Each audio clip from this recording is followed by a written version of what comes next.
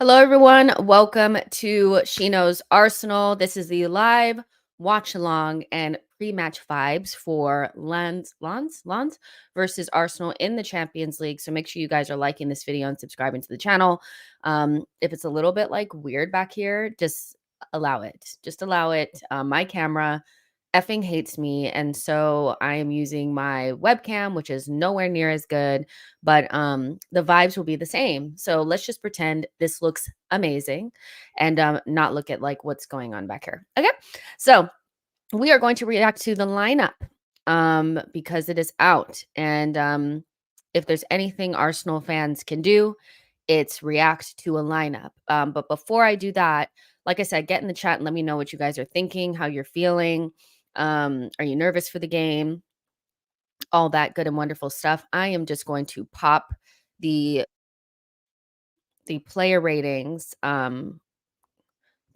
link into the chat so that you guys could go ahead and set your notification and stuff like that, as I know some of you guys are going to leave here, watch the game, and come back. So I don't want you guys to miss out. So I have popped that into the I've pinned it in the chat so you guys can go ahead and set your notifications for it. Let's go ahead and go into, I haven't even looked at the lineup at all. I popped it on here, but I didn't even really look at it. So Raya starts, which I feel like makes sense, you know. It makes sense, right? Like, he's the Champions League and Premier League, and Ramsdale is probably the Carabao Cup and the FA Cup. So there you go. Tomiyasu starting for Ben White, which this is so needed. Ben White for me was like running on fumes, and we need Ben White to be at tip-top fitness, you know. So it's not really, it's kind of a surprise because I feel like Arteta kind of like plays him. But I am happy to see Tomiyasu in the lineup. You have Saliba and Gabriel, your best and strongest center back pairing. Saliba obviously returning to France, and that's going to be a big deal for him. Then Zinchenko on the left with Rice as the DM, Odegaard and Havertz. So the same midfield that started against Bournemouth. Saka, Jesus, and Trossard, which is what I wanted to see. The last time Trossard started in the Champions League, the first thing I thought was, oh God, Nketiah is going to start in the Premier League. And that's the first thing that I thought, is like, he's going to start against Man City. But like, that is not what we need to focus on. That's not what we need to focus on. Jesus is going to be playing through the middle, Trossard on the left.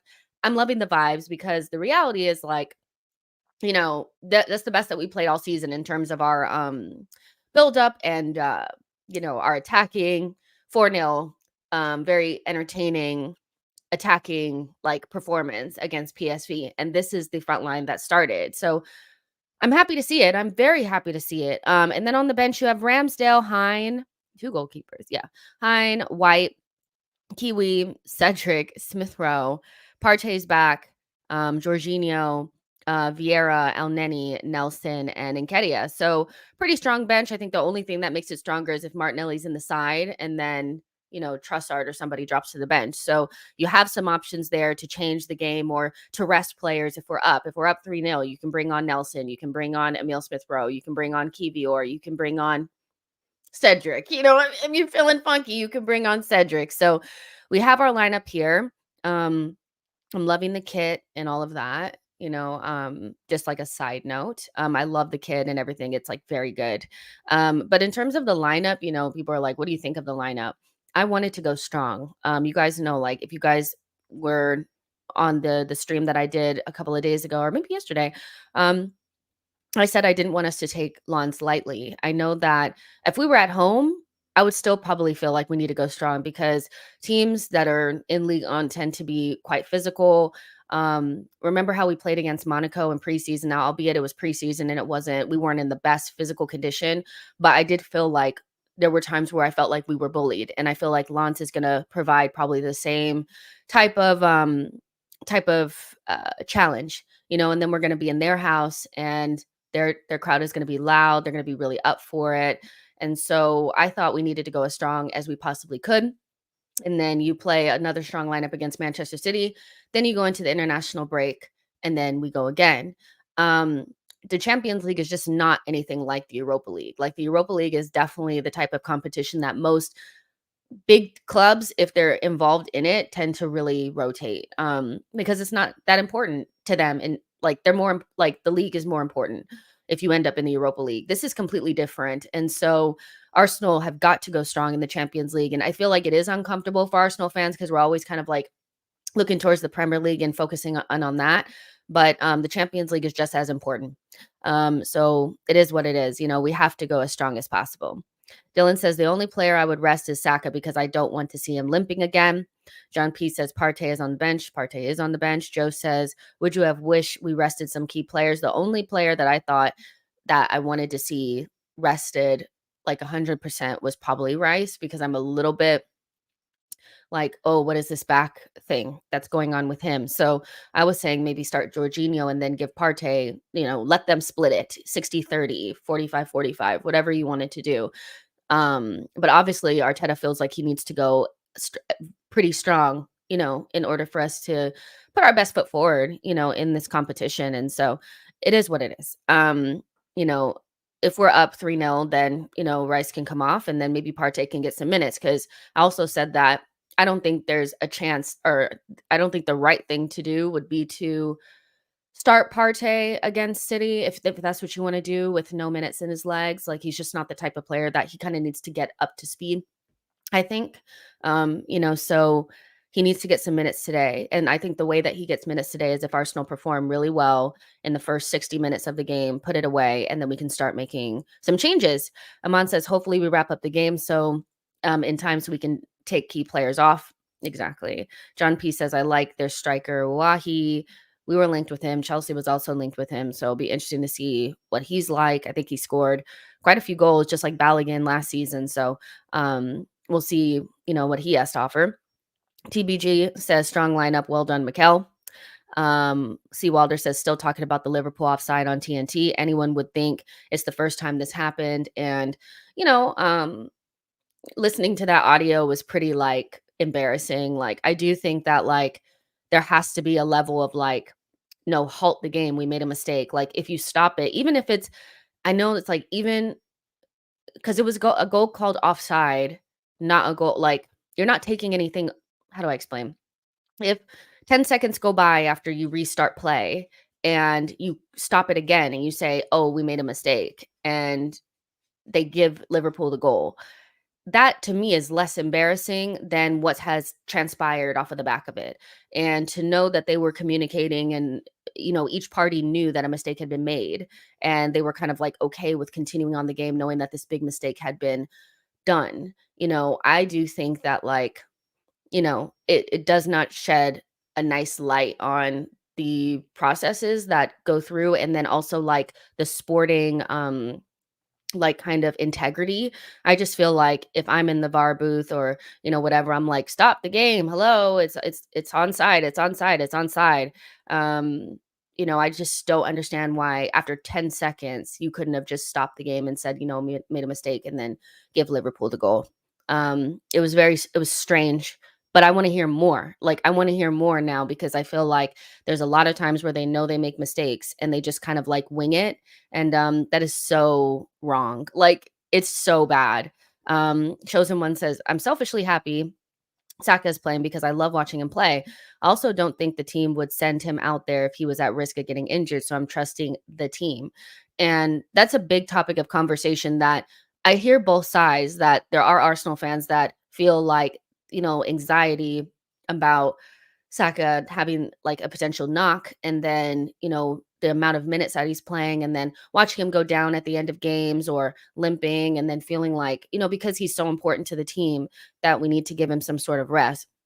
And then there's the other side of the argument that's like, we actually have no real true information, definitive information on what the fitness levels are of certain players. And so you kind of have to like understand as well that we are at the very most projecting from, just from what we're seeing and not from any information that we actually have. Like, as fans, we don't have any intel on actually how injured or not Saka is, if he's in the red zone. We don't know. We're just watching and then making assumptions. And so I don't think anybody can say that. Like, there was a comment on my last video about Saka that was like, Arteta's running him to the ground. Arteta's mismanaging him. It's gross misconduct. Arteta's not thinking about the benefit, like, or he's not thinking about like Saka's career. He's just running him into the ground. He doesn't know what he's doing. Like, on and on and on and on and on. And I'm like, those are very definitive statements without any real concrete information on what the fitness levels and the data says about these players and how many minutes that they're playing and where they're at. And so I do think, like what you said, I'm trusting the team because they have the information. And I do think there are some people that just don't really like Mikel Arteta and are kind of using Saka's potential injury as a stick to beat him over the head with. And they don't actually know where Saka is with his fitness levels. We don't know. So we have to trust. I don't think there's anything wrong with worrying or having anxiety, because that's part of being a fan. And part of being a fan is being excited and happy, and also worrying and anxiety around your team and the players and all that kind of stuff. But where I kind of draw the line is like these definitive statements about the club are mismanaging Bukayo Saka. I think they have to be careful, but saying with definitive, like with chest, that Mikel Arteta is ruining Saka's career because he's not resting him, I feel like that is going just a little bit too far. It's a little bit like doing the most, but it would not be the Arsenal fan base if we didn't do the absolute most. So yeah, and there's numbers out there that say that Saka's not playing any more than players of his equal status, in football, and in terms of like the importance to the team. Players like Vinicius Jr. and Declan Rice as well, Bellingham, like these important players in their teams play about the same amount of minutes. Salah, so it's not really like Saka's doing anything different. I think where the anxiety really spiked was when England put out the information about the Achilles injury. Samuel says the PGMOL conversation, Tottenham versus Liverpool, is jokes. I'm wondering what they said last season when they forgot to draw the line. They probably said, oh, well. Oh, well. Like, I don't know. I feel like if you knew that you made the mistake, which they knew they made the mistake, why didn't you just stop the game? Like, why don't you just stop the game and rectify the mistake then and there? We're still going to have conversations about it, but it's not going to go to the length that it's going now. And Klopp is right. These types of avoidable mistakes are very costly. And like I always say, there are so many things in football that are subjective. And for the most part, even like fouls and cards and stuff like that, they're very subjective. It's like, what angle are you looking at? Um, you know, what is the temperature like in the game? Is it early on in the game? Is it late on in the match? How many fouls has this person had already? All those things come into play, which make those types of calls a little bit more subjective. Like, you could have looked at Jota's first yellow card. I don't think that's a yellow card, but some people think it's like 100% one. And that's where it's like, okay, we can understand that those are subjective. What's black and white is offside, onside, the ball going over the line, things like that. There are angles that show you like 100% what it is and what it's not. And the technology is there and it's pretty clear. And so the fact that they're getting offsides not right is very, very poor. It's like they've chosen to focus on things like, time wasting and how long you're taking to take a corner and or throw in, or, Mikel Arteta being, wild on the sideline. How about you get like the normal shit that actually really matters right? You're focusing on the edges of the game that actually don't really matter. How long it take, like, you can add the time on how long it takes for you to waste time, whatever. Like, not getting offside right is so, and like getting it right and then not going back at, like, it's just, all of it is fucked. So I do understand Klopp's frustration. I know he's known as like a whiner and shit like that, but he's spot on this. Like, it's very costly, especially for a team like Liverpool that's, probably feeling like they're in and amongst the teams that can actually challenge City. Sometimes it is just a point. Sometimes it is just a point, 2 points, that separates you and the other team. So yeah, I feel them. I do feel them. Yul says it was the replay operator that spotted the mistake. It could be the VAR or the assistant VAR intentionally playing dumb until the game restarted. So poor. So poor for me. Martin Edwards says, hi, just hello to you as well. John P says, I cannot believe they released it and made them look so bad. They have to. Like they have to. C. Wilder says, in my opinion, VAR is good. We used to get these offside goal fluff ups once a week before VAR. Fair enough. Um, let's see. John P says, I think that should be a rule change because being able to appeal to yellow cards. If you can appeal a red, it's bonkers. You cannot appeal to yellows. No, I hear you. I think there's certain things that you can look at that maybe they can modify in the game and stuff like that. For me personally, I just feel like they need to get offside and onside like totally correct. Because that's all we have, period, that's all we have. Sammy says VAR is good, but the English refs are using it as poor. And people like genuinely, I still think people think it's like a computer that's automating like these calls, but it's not. It's like literally people that are just able to review the game again with different angles so that you can make the right call and go back and make sure that there was not a clear and obvious error. you know and the people that are running it, it's just, come on, like you have to get these ones right.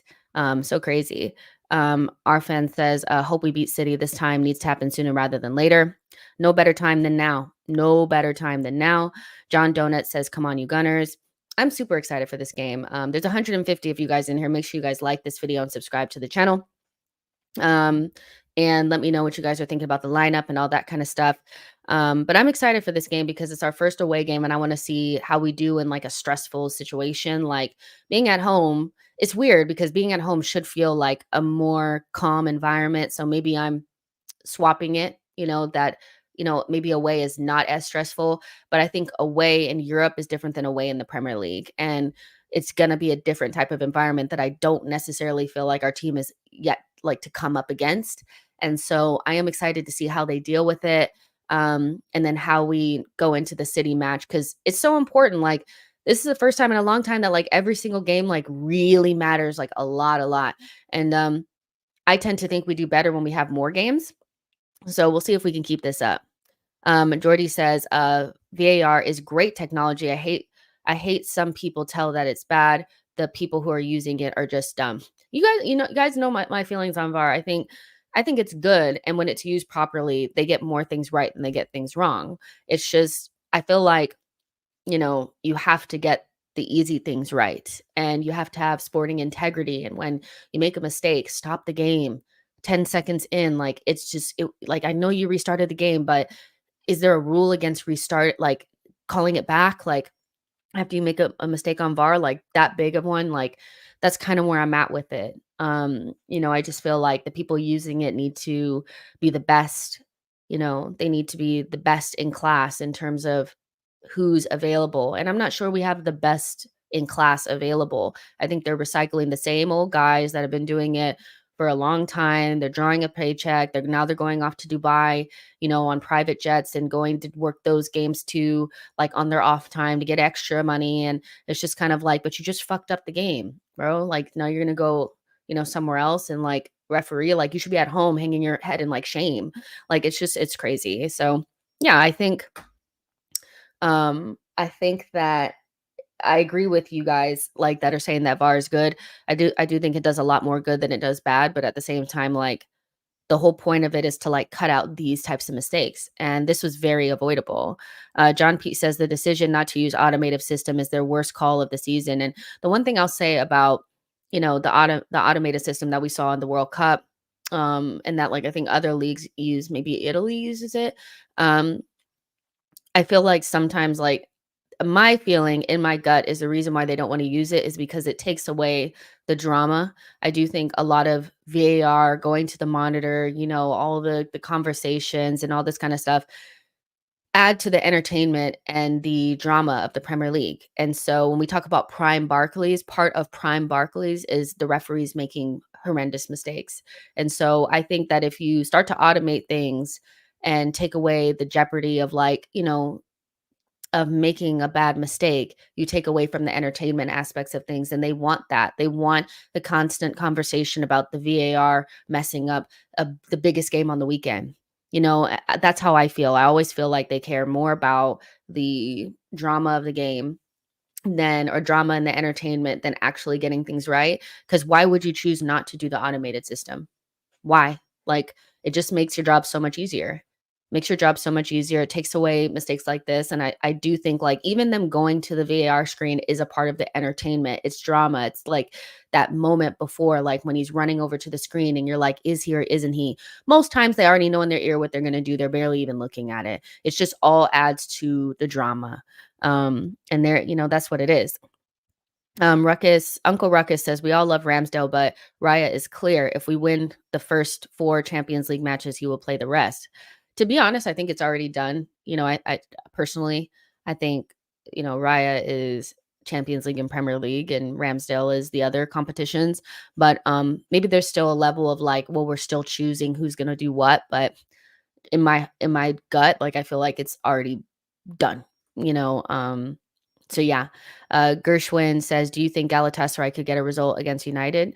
Um, yeah, I think they can. They have some really like good players on that team. They can cause them problems.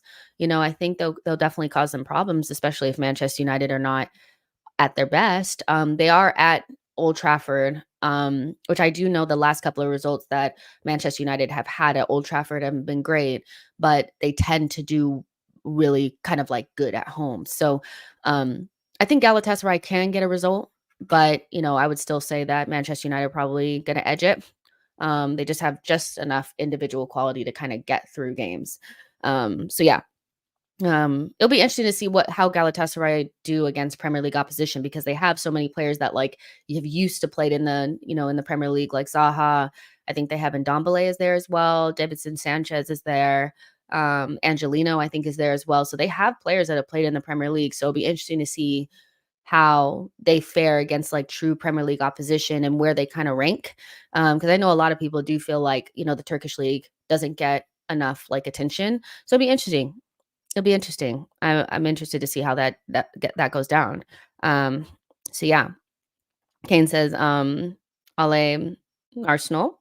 T01 says the club voted against it. The clubs voted against it. Well, the club's voting against it, then that makes it even worse. Arsenal FC says VAR has just become an instrument to manipulate the results to be on one-sided nowadays. Young says correct. Clubs did vote against the automated system.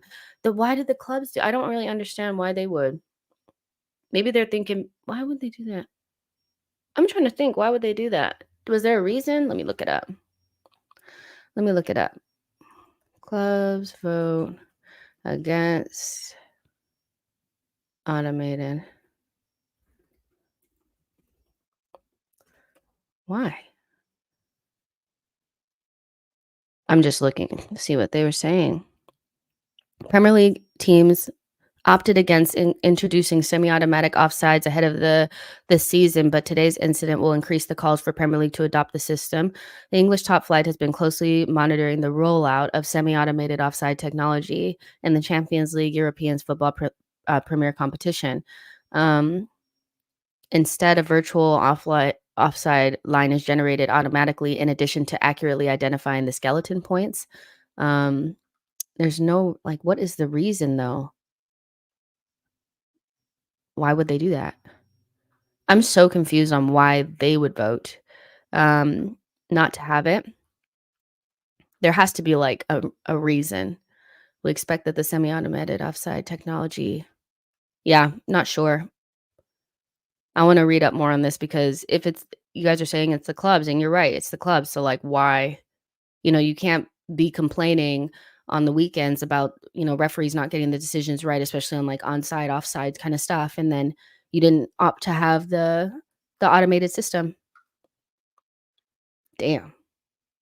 Sorry, I was just reading it to see what it was saying. Young says, "Your guess is as good as mine. Makes no sense that the clubs voted against it." It doesn't because, like, wait, you're not trolling, right? Apparently, Adidas owns the technology, and the Orm is mainly sponsored by Nike. Yeah, there has to be some political reason, like, you know what I mean? Like, there has to be some something there, But like John Donuts is saying, like clubs shot themselves in the foot. Like you can't be complaining on Saturday and Sunday about the referee's not doing a good job, but you had the opportunity to like take them out of the equation, especially on things like that. Like offside, onside, I just feel like is so black and white. And that's why, like, honestly, like when, you know, the Garnacho goal was called off, it was very like it was very close, but they got it right because it's just a black and white decision. They put the lines up there and they got it spot on. And one day that'll go against Arsenal where we'll score the goal of a lifetime.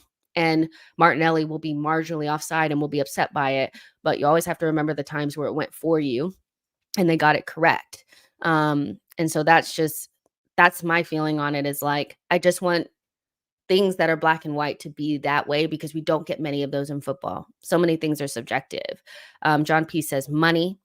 I wonder, like, do they make like, are the clubs going to have to pay a little bit of it? Like, I don't know. Maybe there's like a little bit that they would have to pay in order to get it in, like, installed. I don't fucking know. I don't know. I don't know. But Leon says, I know it's a stretch, but what can Arsenal do wait, I know this is a stretch, but what can Arsenal do to actually the UCL? Personally, I think we need to be a better we need like a better right back that can attack better than White. Um, uh, I mean, I don't know.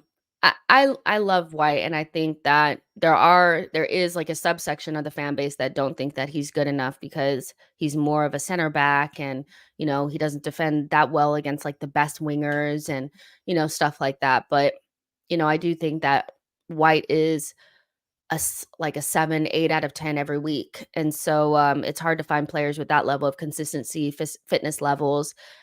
Personally, I don't necessarily feel like we need an attacking fullback. I don't think that's the way that we play. And I'm not sure that I feel like we absolutely have to have it.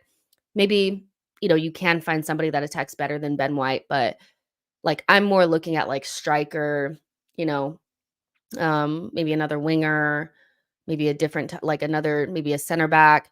Like, I don't know. I feel like there's other positions for me personally in midfield that would be more important than bringing in an attacking right back. And maybe I'm scarred from Bellerin. I just feel like a lot of players that are like attacking right backs tend to be really poor defenders. And so, I don't know, maybe, but I also think Timber would have played an interesting role this season. Like, I know he's playing on the left, but he also primarily plays on the right. And I think he probably was a better defender than Ben White was in wide areas. So yeah, I understand people wanting like a different type, a different style of right back. I feel like I think White is actually a very, very good player. And does very well for us. So yeah, but some people like to each his own, to each his own. Jonathan Gray says, any update on Timber? People are starting to speculate that he'll be back, right after like February, March, something around there. But there's no true update on him. Like Arsenal have not released any sort of like date or time frame.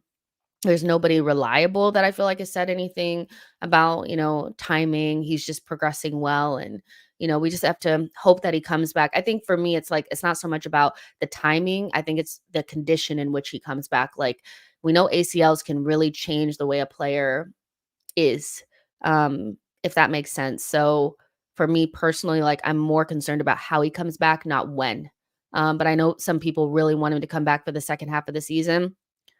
I'm not going to get my hopes up, but when he does come back, I just hope he looks like the player that, was playing because I thought he was special. So yeah. Boy says it's straight up harder to rig matches if the offsides aren't a weapon they can use anymore. Simplest thing for me. Well, fair enough. Fair enough. John P says I am sold on Neto now big time. Yeah, a lot of people are sold on Neto. I think he's really good. And I think it's all about how he goes through the season. If he can keep this up and it's not a purple patch, and also he doesn't get injured again, because one of the biggest things like the knocks against him was his injury record. Like he's not very reliable. That's, he's injured quite a bit. And so if he can stay fit like the entire season and keep up the numbers that he's getting now in a really poor Wolves side, I'm pretty sure we'll revisit it. But another player that's kind of like in the back of my mind is Kubo. I really like him. So if we weren't to get Neto, I would be very interested in Kubo as well. But it's nice to see that there's a right winger that can also play on both sides that has played in the Premier League that looks like he could play for us because the right wing market is dead. So I'm actually okay with us waiting until the right player is available, and it might just end up being Pedro Neto. So we'll see. Um, Boy says White, Gabriel, Timber, Saliba, all of these players came in as center backs. Two of them are playing fullback. Tomiyasu came in as a fullback. He plays everywhere. A specialist right back would be interesting. As long as that right back can actually defend, I'm open to it. But if it ends up being somebody that's more of a winger, more of a wing back, you know what I'm afraid of? I'm afraid of like a Bellerin Tavares situation where the players are probably more of a wing back and we could play like that. We could play with three center backs on the other side and make the right back more of like an attacker, kind of like Zinchenko, but not really a midfielder, more of like, going up into attack. But the player has to be able to do a little bit of defending. Like I'm really scarred from that. Very scarred from that. I see the spammer. I got rid of him. Philip says last season only Ederson played 3,000 Prem minutes for City. We had 5 playing between 3,000 and 3,400 minutes. Seems obvious that that's why we burn out and City thrive at the business time also causes rusty subs. I think that'll be different this season though, don't you? Because like early on, everybody has gotten minutes. Like literally everybody. I think at this stage, like some players had not played last season. So I hear you. And I'm sure that that's data that Arteta and, the coaches have. And, I'm sure that they have that data and they've looked at it and saw that like City definitely spread the minutes across the entire squad. And we really kind of like ran like maybe 13 players into the ground last season. This season, a lot of guys are getting minutes. Reece Nelson is getting minutes. ESR is coming in and getting some minutes. Trossard has played quite a bit. Vieira has also played quite a bit. So I think it's a matter of Arteta trusting the guys that he has and them stepping up when they get the opportunity so that he continues to trust them and they get more minutes. And I think that's happening. I think that that's happening. So I understand this. I understand this, but I also think you're seeing like a little bit of a change in that this season. Coco says United are also interested in Neto. I don't care. Of course, they always have a chance for a player because they'll spend more, and maybe he, would want to go there. But the funniest part about that is they're finally getting to the realization that the wingers that they have are not very good. Uh, you know, um, because if Neto goes to United, he's going to be a starter, like period. He walks straight into their team and becomes a starter like that. So the one thing that I feel like they may have is maybe the relationship with George Mendes. I feel like that's a relationship that they've used in the past. We've done it once with Vieira, and I feel like he might owe us because he couldn't get us Rafinha. I think that was something that he was supposed to be helping us facilitate, and it didn't happen. So maybe I'm getting that wrong because Deco was his agent. I don't know. I feel like George Mendes does owe us for some reason though. So they may have that. But we're also probably at this stage a better fit. And I know Neto is an Arsenal fan. We've been interested in him for a while. And Ten Hag has not shown himself to be somebody that can elevate a winger. Arteta is really, I know some people, fight against this and say Martinelli and Saka would have been this no matter what. I don't actually believe that. I think if it was anybody else at the helm, if it was Unai, if it was anybody, like people would be saying that like they have gotten better under the stewardship of that manager. And so like if I'm Neto and I'm choosing a manager for the next stage of my career, I'm probably going to choose the guy that's like helped Saka become who he is, Martinelli who he is, like, and probably not somebody that bought Anthony and Anthony is like fucking dead, So there you go. There you go. There you are. Samuel says Napoli versus Madrid is a very watchable game. Interesting times at Napoli, isn't it? I mean, I feel like they put out their little, not really a, apology towards Osimhen. you know, they weren't going to apologize because that would have been admitting fault. And then Osimhen basically said it was okay. He put out his own statement. So that kind of like tempered down some of the drama going on there. But Osimhen, Bellingham, you know, these players, like it can be juicy. So that is going to be a very watchable game.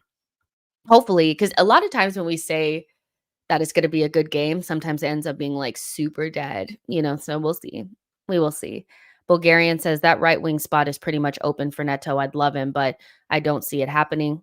You meaning, like wait, you saying at United? But I don't see it happening at United. Yeah, it is like he walks straight in and starts for them, like, no trouble. Like, so if he's like, "I wanna go somewhere where I know I'm gonna start," you go to United because you walk straight in and, you're gonna start over everybody. Because I even think they're gonna start future proofing beyond Rashford. Like, Rashford is a very good player on his day, but if you wanna play possession-based football and you're gonna be coming up against deep blocks, which I feel like that's what Ten Hag wants to do at a certain stage, Rashford just doesn't fit that. Like, he doesn't, so they'll start to try to future-proof beyond him. Neto plays on both sides, so you don't necessarily have to rely upon Garnacho, who I actually think is a very good player. And then you can also play him on the side where Antony plays and, like, not have to suffer anymore. So there are, like, benefits for Neto to go there in terms of, like, playing time and, like, knowing that you're gonna be somebody that's who wants to fight against Saka and Martinelli? I am wondering who backs themselves enough, you know, a younger player who's gonna back themselves enough to come into this team and, like, say, "You know what? Actually, I don't give a shit about Saka and Martinelli. I'm here to eat." I'm wondering who that person is. Could be Neto, but maybe he runs from the grime. Maybe he runs from the grind. Who knows? Um, Boy says United is where wingers go to die or get sworn at by the fan base, even though they are the best winger in the house, like Rashford.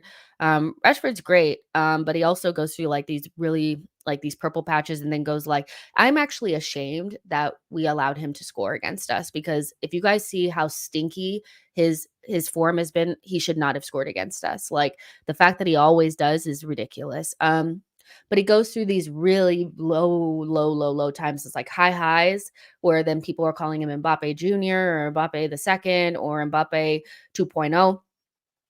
And then he goes through these other patches where he's just diabolical, and so I would imagine United are kind of looking around like, okay, who else can we get because these guys are not doing the business. Leon says, I think Arteta wants a more attacking right back though because we are linked with Ivan Fresneda, and as much as it was a stupid decision, he did buy Cedric. Yeah, is it a priority though? Is it a priority? Like, because I don't think we're gonna be buying 4 or 5 players a window, to be honest with you. Like, I feel maybe a right winger, striker comes in, and maybe one other.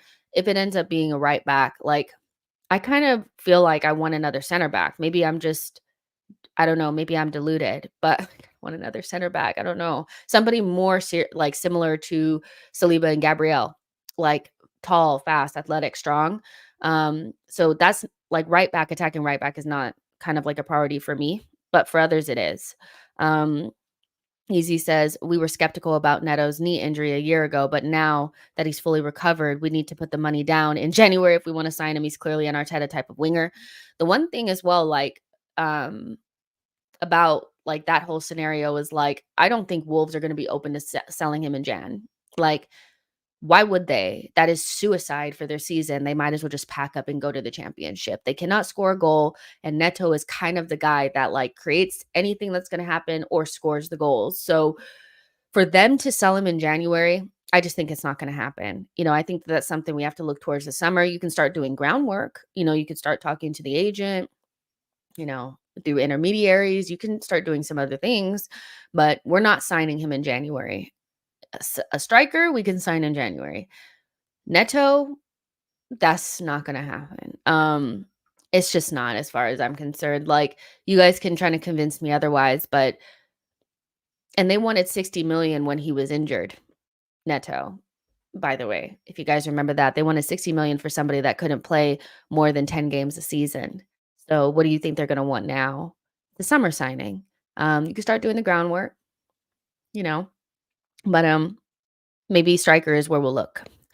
We still have about 20 minutes until the game starts. Make sure you guys are liking this video and subscribing to the channel. And like I was saying before, the link to the player ratings, live player ratings immediately following the game is linked, or yeah, it's pinned in the comments. So you guys can set your reminder, get your notification, like the video if you want, just because it's going to be good anyway. Um, but I'm excited to do the player ratings because I know some of you guys will leave and go watch the game and then come back at halftime and bitch and moan and then go back out, you know. So yeah, we'll be here. But if you guys want to go ahead and set that stream up or have it up on your browser or whatever, you guys can. Bulgarian says, I think they'll demand 65 million plus. Hell yeah, they would. I mean, look at what Mudryk went for, and he was, you know, he's Mudryk, so there's comps out there that are going to make it crazy, I think. Keenan says, good to see White getting a rest. Also, I think we could have started Nelson instead of Saka without a big drop in form. Away from home. In Europe, starting Nelson, not for me. I think you have to play Saka, end the game, then rotate, but that's just me. I don't think I've seen enough of Nelson from the start to be like, yeah, I'm gonna start you against Lens in the Champions League. But he could definitely come in a little bit later. And this is the thing as well is this is the Champions League. Like some of these players have never played in this competition before, and they will have signed new deals with the idea that they're going to play in these matches. I think to me, this is different than the Carabao Cup and the FA Cup. I think our players, our stars, re-signed and signed to play in the Champions League for Arsenal. So I feel as though Saka will want to play a game like this. I know it's group stage, but you don't know how long we're going to be in this competition. So yeah, I think we need to respect the competition a little bit and put out better lineups than we probably feel like it justifies, so we can get our feet wet, get comfortable in this competition. We just haven't been here.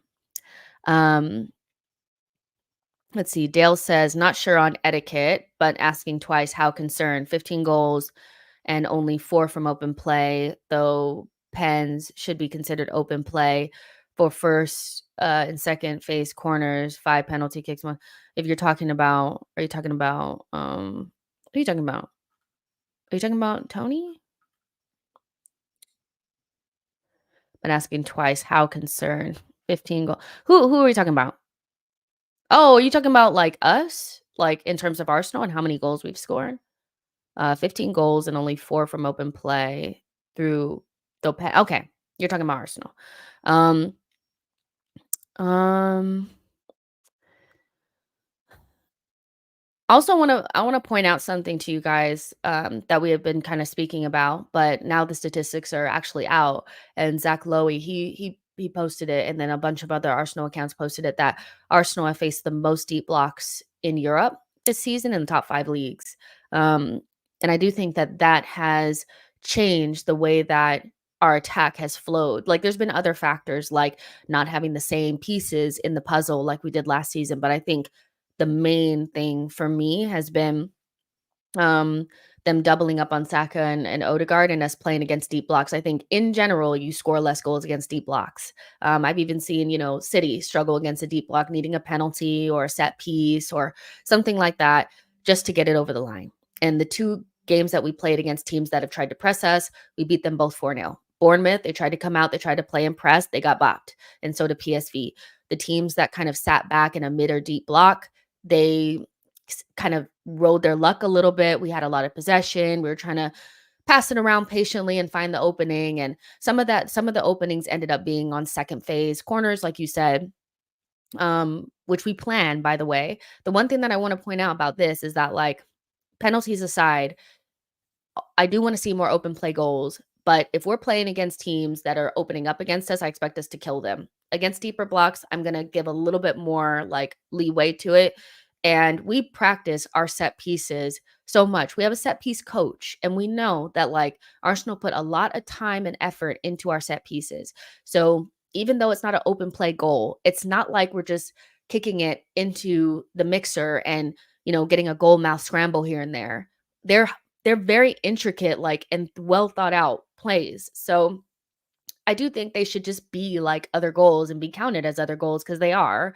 And we know that if a team opens up, we'll kill them. That's why they don't open up. They'd rather ride their luck, hope that we make a mistake, or we only score one goal and then try to nick it on the other end. So, I understand that people are like, oh, I'm really concerned. I do also like want to see more open play goals. But I think the answer is right in front of our face. It's hard to score against deep blocks. And I've watched some of our rivals, like Manchester United, try to break down Crystal Palace's block. They couldn't do it at home. They couldn't do it. They lost. And also, even Spurs, they had to play against Sheffield United. They had a deep block. It took until the very end for them to score and win, and it was 2-1. So, everybody struggles against deep blocks, and we've been able to, you know, get past them. Sometimes we had to get past them by getting a penalty or a set piece, but those are things that we have, worked on to gain the margins against deep blocks because sometimes it's not going to be pretty. So I understand what you're saying about we haven't scored as many goals and a lot of them are not from open play. But when you think about the two teams that we play that have actually come up against us or come out, we've absolutely destroyed them, which if you just work backwards from that is the reason why people don't come out against us, and playing against deep blocks is not easy. It's not. So I'm not that worried. If we had played against PSV and they had opened up the way that they did and we could not, we couldn't score goals then, I'd be worried, you know? And I think penalties, like, people say things like, oh, you got lucky, you got a couple of penalties. There were stonewallers, all of them that we got, the 5 penalties that we got, all stonewallers, all deserved, and all came from the fact that Arsenal put the other team under stress and they couldn't deal with that stress. So, penalty is a penalty, because I even think about like the chance that we had against Spurs where, um, like both of them, where Romero kicks it in the back of his own net. Jesus and Nketiah are right there. If he misses that ball, they're going to put it in the back of the net. Also, the penalty that they called where he had a handball, Ben White is kicking that in the back of the net. So it's either Ben White gets a goal or Romero gives us a penalty. So I do think we have to use a little bit of context. It's early on in the season. We're coming up against teams that are just sitting back and not doing anything. And it's not, I don't think it's that deep yet. It's not that deep yet. If we get midway through the season, we're struggling, and I'll be like, all right. And we've come up against teams that have opened up, I'll be a little bit more worried. Yo-Yo says that's why people wanted a different type of forward before the signing of Kai. You want to be able to ask different questions of the opposition's defense. Boy says City play against deep blocks and get 1-0 win, and no one says they are struggling to score. Everyone says they were against a deep block. We were against deep blocks. Give us the same shine as City. It's as long as we're finding the solution. If the solution again ends up being a set piece, think about how much time and effort we put into to making those set plays work. So, it's not like we're just getting lucky with a goal mouth scramble, like I said. We're really working on that shit and we deserve it, I think. That's how I feel about it, at least. Yo-Yo says that's why people, oh yeah, I got that one already. Sorry. Nashville says time to see Havertz in action. Finally get to see him with Trossard and Jesus. You have all the tools around you, Kai. You got Jesus, you got Trossi, you got Zinni, you got everybody around you that's going to create, buddy. So you need to get out there and do your business, But it was funny because I was telling Laura, I was like, he's our box to box destroyer, isn't he? Because watching him against Bournemouth and doing the tackles and stuff, I was like, do we get this guy to just kind of be like a box to box, like runner and hard worker, dual winner? Because that's the kind of work that he's doing. That's the kind of work that he's doing. So maybe that's why we got him. Maybe we got this all wrong. Maybe we're thinking about this the wrong way. So yeah. Chosen One says, Jess, do you think it's possible Saka rest during international duty? I know, no doubt. We want him to get some rest, especially if he's at risk of getting injured. I just hope the team is being careful with him. No, I think he is so committed to England that he's not going to take the time off that he probably should. But the club has assured us that if he does feel like he's going to get injured, he'll take the necessary steps not to injure himself, or, he'll take the time off. And they're trusting him to make the right decisions as well. But do I think Saka is going to take himself out of contention for England international duty? Hell no. No. Um, Dale, thank you so much for your super chat. Says, thanks for reposting the low block stats. Gives me fuel when arguing with friends on behalf of Arsenal. And that doesn't mean we can't do better. That doesn't mean that we can't do better. Like, I still think that, like, there were some times early on in this, like very early on in the season against Nottingham Forest, against Palace, where we were moving the ball very slow. But I also think that that had to do with, like, not having the same guys in the team, not really trusting each other. And then, like, we had Partey at right back. That was a little strange. We had Declan Rice in there. He's learning the position. You got Havertz in there. Like, what is his vibe? You have a different left back every game. So I think there were several different factors. We were still able to win most of our games. I think the one that stands out the most is probably Fulham, but a lot of that was just chucking the ball into the back of our own net. So, we can see why, but we still need to get better. There were still opportunities against Crystal Palace early on where we could have put them away and been up 2-3-0, but we weren't clinical enough. Against Nottingham Forest, there were chances like that other players had, and they couldn't put them away. So we can get better, but also, like, watching other teams have to struggle against deep blocks and they're not winning the game puts it in perspective that we've worked on set pieces, worked on our penalties and stuff like that in order to have that margin go in our favor if we are struggling against a deep block. And there's nothing wrong with that. Easy says, hi, Jess, do you think it's time for Tierney to realize that his body cannot sustain regular football and he needs to accept a bench role at Arsenal? Not necessarily. I think if he feels like he can get more playing time somewhere else, like, fair enough. I don't know. I don't know if it's the right thing for him to accept a role at Arsenal and for us to keep him in a role for us. I think it's best for both parties for him to find somewhere else to be.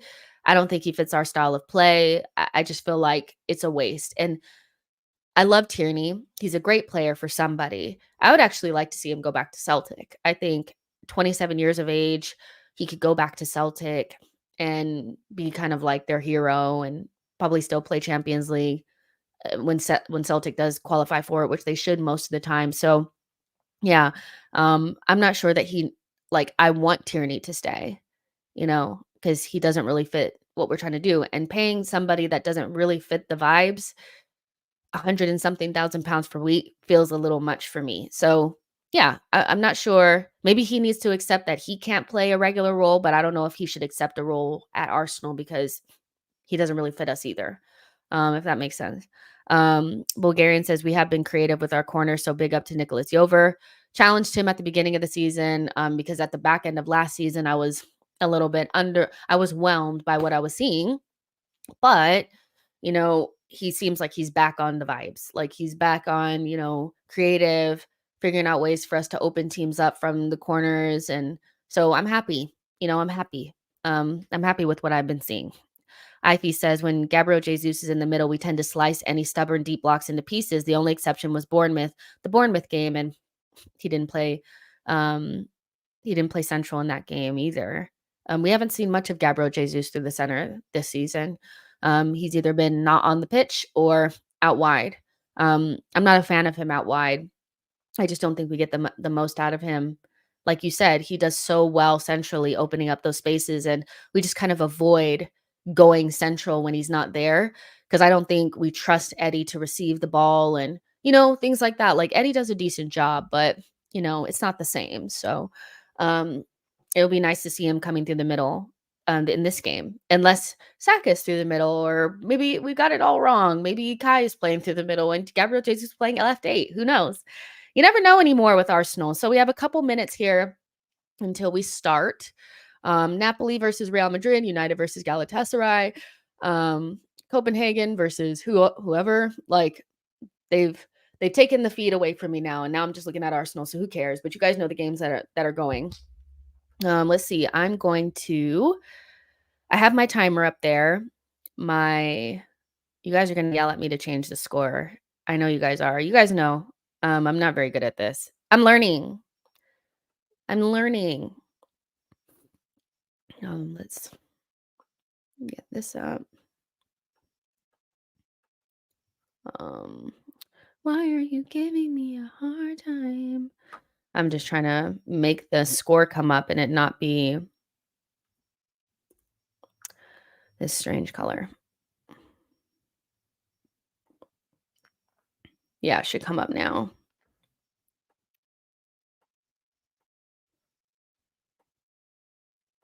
Oh my goodness, whatever.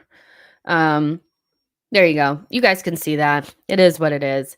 I know someone, like I said, I know you guys are going to go do your own thing now. Some of you guys will stay. Please come back for live player ratings. I'm sure it will be a good time, but for those of you guys that are staying, um, the game is on this side. So when I'm looking over here, I'm looking at the game. Halftime, we talk a little bit, and then I go, you know, handle some biz, and then I come back. So that's how we do the watch alongs here. And then I go through you guys' comments, but usually you guys are a little bit ahead. So there you go. Dale says, have you eaten? Why torture yourself for player ratings? I ate some raisin bread, so I did myself a solid. And I also have my mimosa and my solo cup. So this is my sustenance. You guys know me. You know me by now. Oh man, we're there. I got the nervous. I got the nervous. I got the nervous, you guys. As soon as I saw them up there, I got the I got nervous. You guys know we could be playing MLS All-Stars and I'd be fucking scared, man, because I'm just not good. I'm just not good. The kid is insane. Let's see, I don't know much about Lance. I feel like he used to play for Leicester, right? One of the guys in there. And then their main guy left and went to Saudi. You guys will tell me his name. The main guy, the main box to box midfielder, Fofana, he left and went to Saudi. And Openda, he went to Leipzig, and that's who Eli Wahi replaced. But other than that, Mendy, yes, he was at Leicester. I don't know much about them, except for the environment is about to be out of this world. Probably a little bit of P&P, and they have a good little striker up there in Wahi. That's basically what I know. I don't know anybody on the bench. Is that bad? Should I have done more research? I don't know. I feel like I just did from the top of my head. CC says, ready for stress, Jess. I feel like people just come here to watch me stress out. Is that it? I'm not gonna be cool, calm, and collected. You guys know. I don't even know why you guys are asking. Mark is saying you're gonna be cool, calm, and collected. No, of course not. C. Walter says an actual Trossard start. Oh yeah. Probably because Eddie's gonna start at the weekend. Keenan says Mikal wanted their striker. Yeah, I remember that. We were linked with him, and so was Chelsea, and they were close to signing him too. Boy says, relax. The Lawns are hot trash. Arteta should have given Sago another start considering they're 15th in league. I'm not even looking at them in the league. That's not even what I'm looking at. I'm not looking at them in the league. I don't know why. They got here for a reason, didn't they? Maybe it's because they had other players in the team. So nervous. And now we're up on the screen. Saliba, Tommy, Gabriel, Zinchenko, Havertz, Rice, and Odegaard. Trossi, Gabriel Jesus, and Saka. Very strong lineup. We should be getting the dub. We should be getting the dub. Boy says, can someone near London Colony please cuss out Arteta for continuing with the Cedric thing? Take the boy Walters on the bench instead, for F's sake. I don't know. The day we don't see any more Cedric is the day that I'll be happy girl. Nashville's not here, so maybe Nashville is here watching. I'm not sure, but Nashville, are you there? Cedric is so bad. And he's just not on our level. Ivy says, we got this. I'm not worried about this game. LB says, you just know Eddie is starting against City. Yep. CC says, no, it's unnerving. Mark says, it's lovely, stylish kit. It's so nice. It's so nice. I'm glad we have this kit because, I like the away kit, all right, but it just blends with the grass, and it's just kind of a lot. This is very classy. And we're going. Oh, I forgot the timer. I already forgot something. Oh without me doing it. We're a couple seconds behind. It's okay. It's okay. All right. Oh my gosh. Cece says Cedric and Jess forever. Hell no. Can't wait for it to go. Keenan says Openda and Fofana were their two best players and they are now gone. This should be 5-0 for Arsenal. We'll see. We will see. Oh, come on, Rice. All right.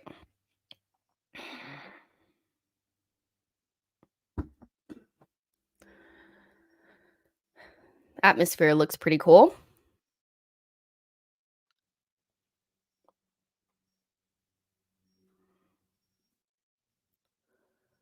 And Saka has it now. What do we do? What do we do? Oh, okay. That was a little bit late. Calm down. Hold your horses.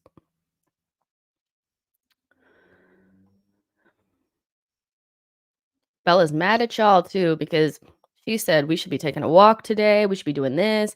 And you just staring at that screen, talking to them. So Bella's mad at y'all.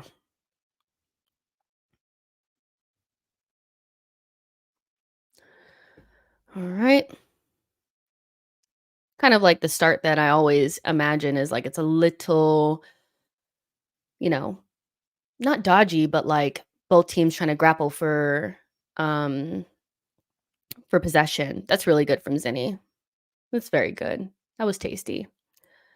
Oh, Saka, no. Okay, Saka lost it. Good, Tommy. Smoky out there. Touch it. Come on, Kai. You got to touch that. Gotta touch that. Uh-oh. All right, we gave up a corner. Cool.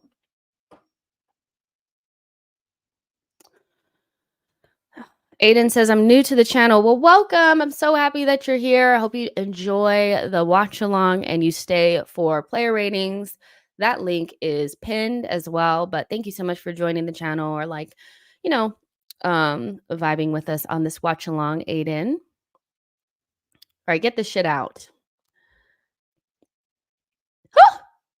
It scared me. All right, let's get control. Let's get control. Let's go. Ooh, I'm kind of bopping it around a little bit.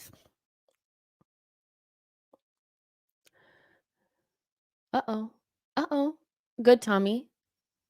Oh, shit, another corner. All right, we need to be a little careful. We just need a little bit of control. Obviously, they're the home team, so they're going to try to really come at us early. They want to come at us early and, you know, show that they're not scared of Arsenal and stuff like that. So I think we just have to kind of like weather the storm, gain a little bit of control of the match. But yeah, it's just gonna be a tough match, I still think. A lot of y'all think it's gonna be easy. I think it's gonna be hard. Get that out. Ooh, they almost scored. That scared me. Woo. Okay, so Trossard, that was not great defending, I thought, on that corner. I thought he ducked a little bit, if I'm honest.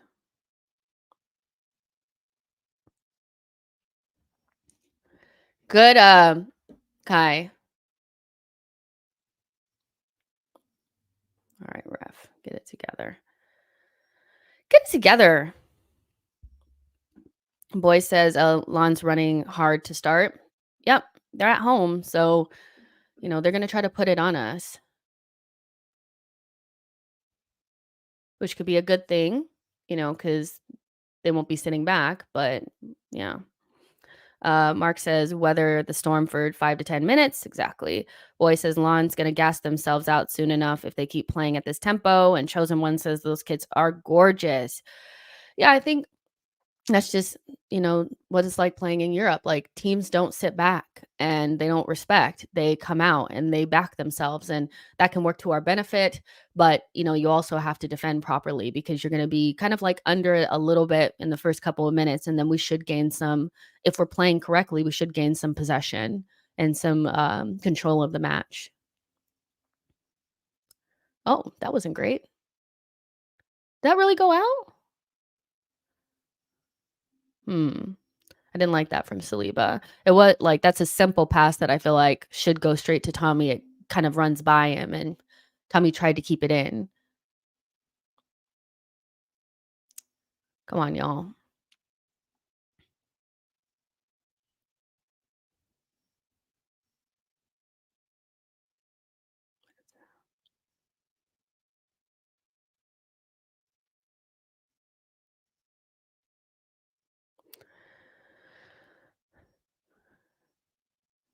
Yeah, like a little one of those starts where nobody's really taking control just yet. Oh shit. Oh man. Good. Get it out. I'm not loving this. Get it out. Get some control, guys. It's a little rank. It's a little rank. That's all I'm gonna say. Um, let's see. Ooh, come on, Rice. Get your shit together, man. Don't foul. You don't need to. Oh, Jesus. You don't need to foul. Come on. That shit. Davey says they have intimidating atmosphere. Samuel says the Lons fans. And Boy says, I like this UCL being in our fixture list. This team gets to experience real football and not 70% of the Prem sitting back. I agree. No, they're offside. All right, we need to get our shit together. We need to, yeah, a little nervy.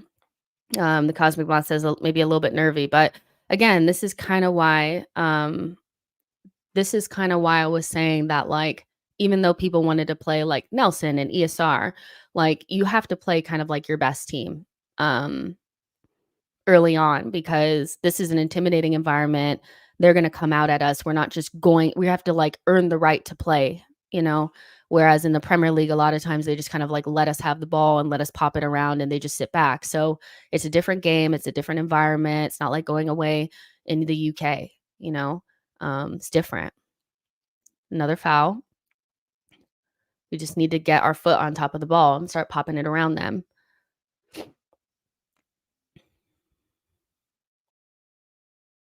Yeah, interesting environment for sure. Oh, that's not a bad look. That's not a bad look. But yeah, earn the right to play. Settle the game down. But you definitely can't come out here with Nelson and ESR. Like, I love them, but nah, man. Nah. No. Um, let's see. Matt G says, come on, you Gunners. I second that. Aiden says, do you have Arsenal socks on? No, I do not. Just this training and like regular socks. No Arsenal socks. Mark says, Lens easily could qualify from this group. This will not be a walkover, although I still think we should win by 2 or 3 in the end. Exactly. When I saw the group and everybody was like, oh, this is so easy. It's a Europa League group. And I was like, well, how have we performed in the Europa League over the last couple of seasons? Like, it's not easy. There's not one team that's like super bad or anything like that. Okay, win our battles, you guys. Win our battles. Win our battles. Yeah, we're not winning our battles in midfield yet. But yeah, this isn't easy. It won't be. Good claim. Yeah, early on, I'm seeing a little bit of like sticking the leg out from some of our players. You need to kind of like win the tackle. It wouldn't be the worst thing to put it on them a couple of times. but I'm seeing like dangle of the leg. I'm not a big fan of that. You know, you need to win your duels. Because when I lose a duel, I'm upset. All right. Let's see what we do from here. Zinni kind of dictating for the most part.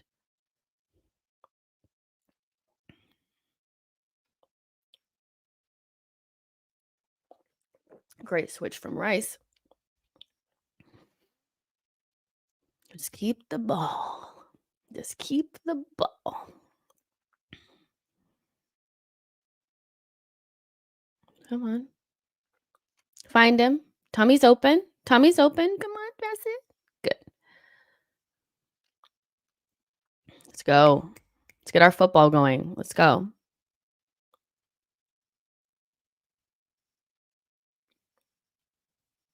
Yeah. They know stop Saka. They know it. Every team, same plot. 2 or 3 on Saka at all times. Shoot! No, don't shoot. What am I saying? I'm burnt. He was like way at the halfway. I'm like, shoot.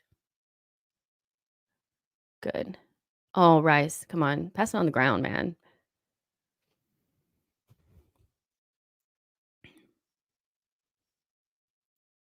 Come on. They look organized back there. So we're going to have to be patient. We know the deal. We know the vibes. Be patient. Don't rush. That's a good ball from Gabriel. That's shit, Trusty. Come on. Did all that hard ass work. Good, Rice. Mr. Cleanup Man. That's why he's in there. Oof. Passes are a little, you know, put a little zip on it, guys. Scaring me. But yeah, that was shit from Trossard. Like, we did all that hard ass work. He tried to lay it off, but it wasn't good enough.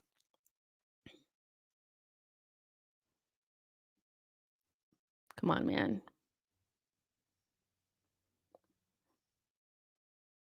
Oh. No little flicks in midfield, y'all. We're not 4-0 up. All right. We need to create a chance. So yeah. Let's see. Dale says modern day miracle Saka not hacked down for the first 10 minutes. Yeah, but they started to get onto him, kick the ankles a little bit, so they're on him. Uh-oh. Is it good or is it bad, you guys? You're scaring me. I hate when you guys do it. Is it good or is it bad? I hate that I look at the chat and you guys do little faces and shit. Yeah, Saka go! Yes! Jesus! Jesus! Okay, so let me say this, okay? When other teams make mistakes, you have to punish them. And we didn't do that against Spurs, and we've been very poor at it. Like, that was them fucking up in possession. Saka gets it. He tries to pass it back. It's a shit pass. Saka one touch into Jesus, and Jesus just passes it into the back of the net. That's what we need. Composure, baby. Composure. I like that sheet. I like that. I like that. Yes, you guys, I'm going to go change the score. Yes, I am. You damn Skippy. I'm going to change the score as soon as I can figure out how to do it. Oh, my God. Oh. There we go. All right. Let's go get another one. Cool. Woo! Couldn't breathe. Couldn't breathe. Because I'll show you what I saw. I'll show you what I seen. This from C. Walder. And I said, that don't tell me if it's good or bad. Put a sad face. Put a happy face. And then I saw this and I was like, okay, we scored. Why y'all scare me? Matt G says, Jesus. Hayden says, Jess, you have a trampoline in your garden? No, I don't. No, I don't. I haven't played on a trampoline in like a million years. Triple C says Jesus scores. Steven says goal. Seawater says Saws. Saws.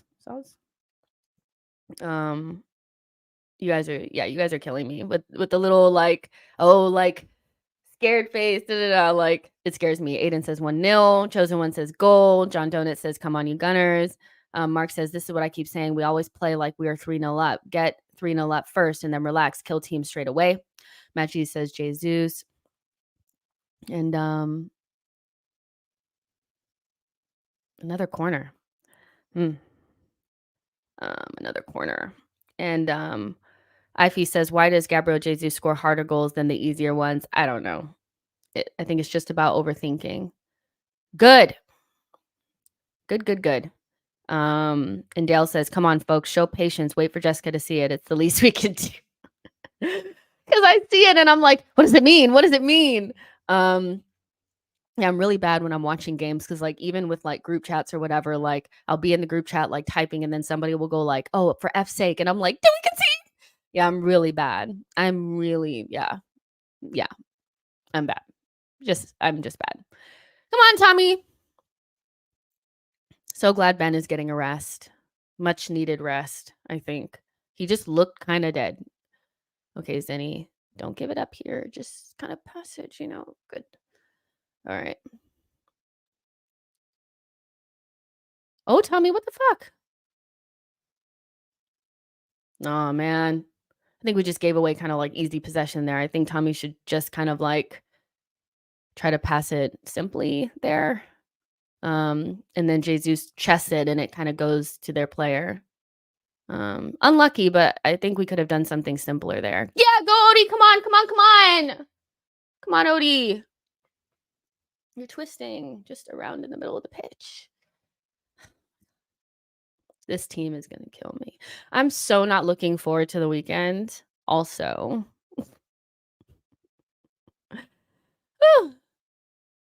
I'm just being for real. Come on, guys. Let's get the second, Let's put it out of reach. Let's put it out. There's 100 of you guys in here. So cool. Like the video, subscribe to the channel. We have live player ratings immediately following the game if you guys want to join for that as well. Okay. Come on, Saka. Yeah, 2 on Saka at all times. We've seen that before. Nothing new. Oof. The risky passes through the middle.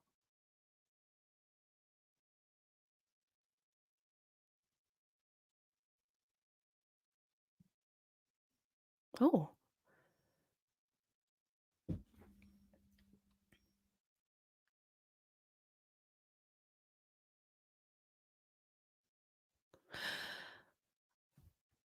Zinchenko's clearance. You guys. Does he want me to die? Like, what are you doing? Just kick it hard and far. Like, it just was in the box. Like, oh my goodness. What was that? Oh my goodness. They're scary. Scary. Okay, I don't like this angle.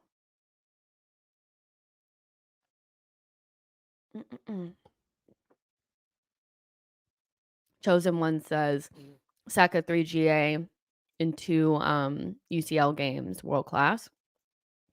Guys, the moment he stepped foot on that UCL pitch, I was like, world class. World class. So yeah. Come on, Saka. What is he doing all the way over there?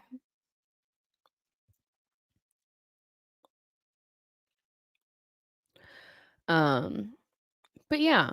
And I saw people like, going in on Saka a little bit because they were like, oh, well, they had like a video of him passing it to Odegaard because, he passed it to Odegaard a lot off of that side. And if Odegaard scores or, takes a shot or whatever, it becomes like a key pass. And they're like, see, that's why his key pass metrics are so high.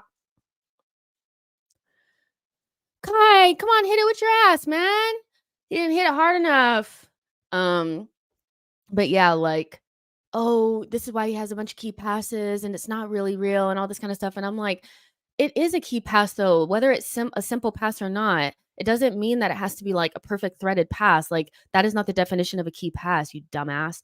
So yeah, Saka has 2 assists now and 1 goal in the Champions League, and I don't care if it was like a simple pass or not. Like, it's a key pass is a key pass, assist and assist. Like, come on now. Um, let's go ahead and get the second, y'all. Ooh. Mark says, starting to take the sting out of the game now, controlling the ball in possession. We have weathered the 10 minutes of obvious storm that we were talking about. Let's see. Brian says, we do not need another Dutch skunk. He's a traitor to the red and white. Oh, man. I was at a pop-up shop the other day. Well, let me see what's going on here. Passing it out the back. A little dodgy. But what are we doing? I went to a pop-up shop and I was like, is there any Arsenal stuff here? And he was like, oh, all the Arsenal stuff is gone unless you want this. And he showed me like a Van Persie kit. And I was just like, I just looked at him like a Van Persie Arsenal kit. I was like, absolutely not. All that was left was 1 Van Persie kit and 1 Sanchez kit. And I was like, thanks, but no thanks. So yeah, it looks like we're just trying to control the game from here, but we 100% have to score the second goal, like ASAP. That completely takes the game out of their reach, I think, so let's get that second goal, y'all. Ooh, the passing from the back, scary. Come on, do the right thing. That was actually kind of good. Ref! That was a foul. To me. Okay, they're passing it from the back here. Good. Boy says Rice and Odegaard are one of the smartest pairs of midfielders we've had in an incredibly long time. Ozil was smart, but he had no partner in crime to dictate tempo with, and they do complement each other quite well. And I like how they work together and stuff. So yeah, I agree. I agree with that. They have the footballing IQ, but they also are just like they get it. They get it. Brian says, I got scared for a second. I have Van Perstrings kit on my wall, but you never know as a number is against the wall. I hear you. I hear you. That should be a goal kick. Yeah, he just hits it out. Gabriel misses it. So, John Donut says Zaha lives because Zaha scored against Man United. Come on, Kai, that's where you need to be, honey. Yeah, I said they would cause them trouble. I'm still not sure they'll win, but they could get a result. All right, we're in here. Close. Close. Close there. Close, close, close, close, close. Yeah. Come on. Get the second one. I'm scared. Yeah, we're playing a lot better now. Obviously, we needed to settle a little bit.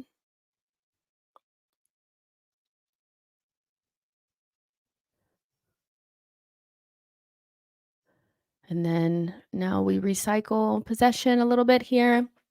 Try to draw them back out. Ooh, Rhea dodgy pass. Tommy wasn't ready for that. And you got to save that. Goal. 1-1. You know what?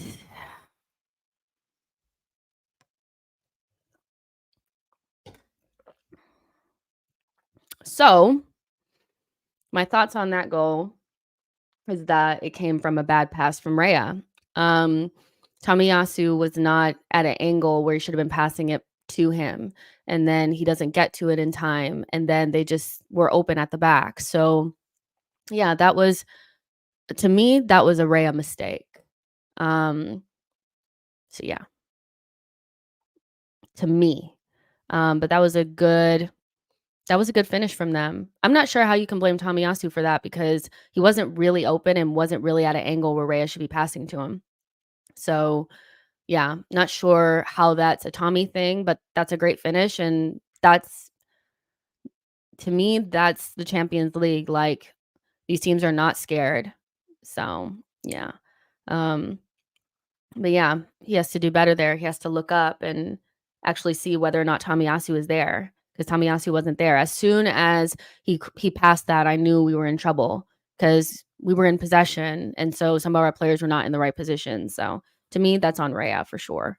Um, yeah, there's no other way to really, I think, say it. Oh, no. I don't know if Declan Rice was trying to hit that or what. But, I mean, that's kind of a gut punch because we were just getting into control there, and then we concede a silly goal. So, yeah, because it was self-inflicted from a bad oh, another one. Come on, you guys. The fuck? In possession, we have got to not be, like, not looking up. Come on. Oh, let me change the score. Let me change the score.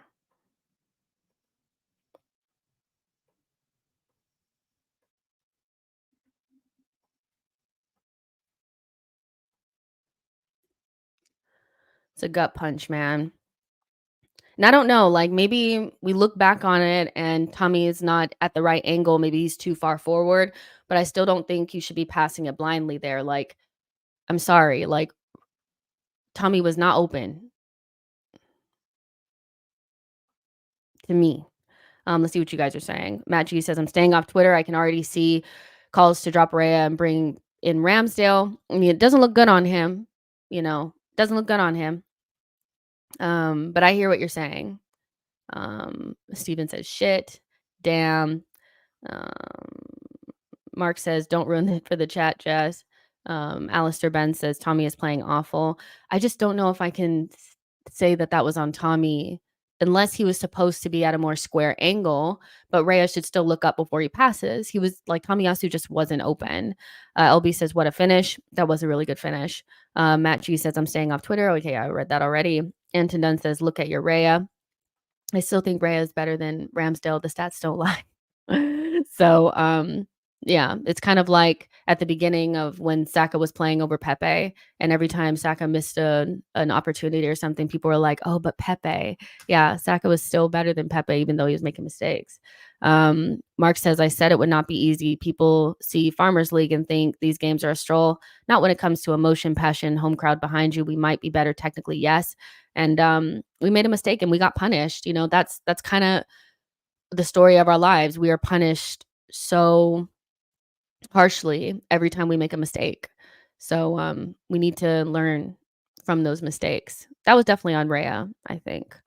Um, so we start back at square one after a really decent start. All right, let's go. Need to see more from Trossard. But the left-hand side is just not juicy at all. Like, it's dry over there. There's just no real, like, connection, and you even see, like, Zinchenko not really coming over to the right, but a lot of his passes are going to the right to try to unlock Saka and Odegaard. It's another really bad touch from Trossard. Um, that's really good from Rice, but, that left-hand side is just not doing it for me. That's good. The buildup is just so difficult on that side. I don't wanna say it's Havertz, but we're not getting enough from over there.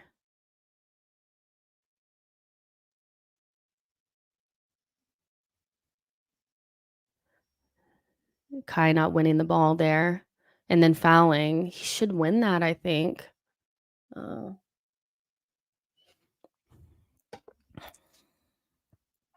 it's like his second foul already. Let's see. LB says Trossard is having a terrible game. It's some really bad touches. Boy says left is missing some flair without Martinelli. Zinchenko needs to push up on that side like he did when Xhaka was there. There's just we're really trying to like, ooh, I didn't like that. Everything is like going to the right, going to the right, going to the right. The left is kind of like a ghost town, and like when it gets over there, somebody either has a bad touch or is not in the right place. So Zinchenko can't do it all, by the way. Like, I need to see more from Trossard and Kai on that side. They're both pushed way up, by the way. Like, they're way up. It's probably what they're being asked to do, but there's nobody really to pass it to on that side, because they're all running into space. Him and Kai are both standing on, like, the furthest line. Good turn, because that was not a great pass from Rhea again. Come on, we've opened them up here. Let's go. Overlap, Tommy. Shouldn't he pick somebody out there, Tommy? I feel like he just hit it into an area instead of, like, actually hitting someone. What's going on there? Looks like they're frustrated, like Rice is frustrated with somebody. But did you guys see that? We had opened them up perfectly, there, and instead of Tommy picking somebody out, he just kind of hit it into an area. That needs to be so much better. Like, you can't just hit it into an area. So yeah, maybe that's what you guys were talking about having, like, a more, um, normal right back or somebody that's more used to being up in the attack. Let's see, the Cosmic Moss says the way oh god, Saka's already down.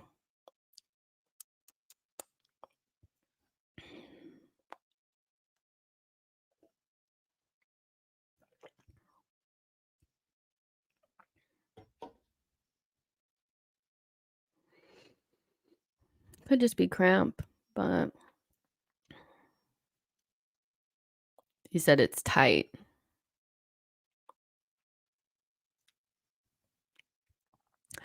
Yeah, they're stretching it, so let's see if it's just cramp or he needs to come off.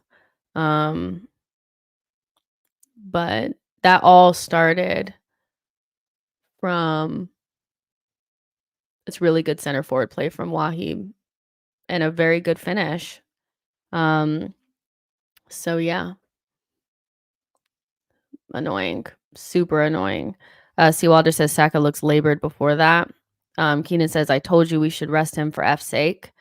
Um, fair enough. Let's see if does he have to come off? He should come off, I guess. Boy says they are pressing us hard, this Lens team. Chosen One says they subbed him off for Vieira.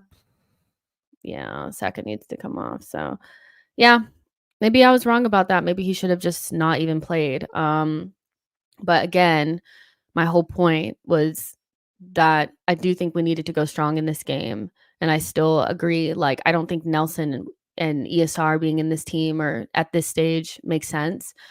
But, trusting the team that they know what they're doing. And Saka coming off this early is a little worrying, but what can you do? Vieira on. Natalie says it definitely doesn't look like cramp. Brian says Vieira comes from Portugal, plays for Arsenal.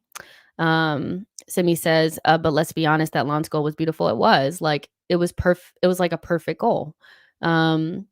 After they, won it from us. Are we there?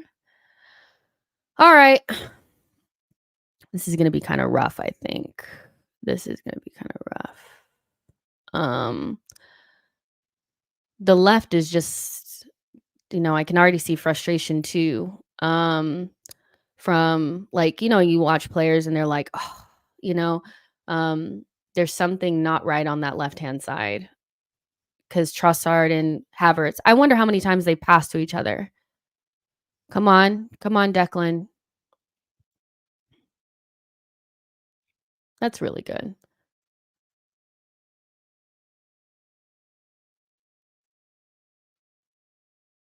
Yeah. But, I wanna know how many times Havertz and Trossard have passed to each other because it doesn't look like much. There's just no connection on that side, and Zinchenko continuously comes to the right.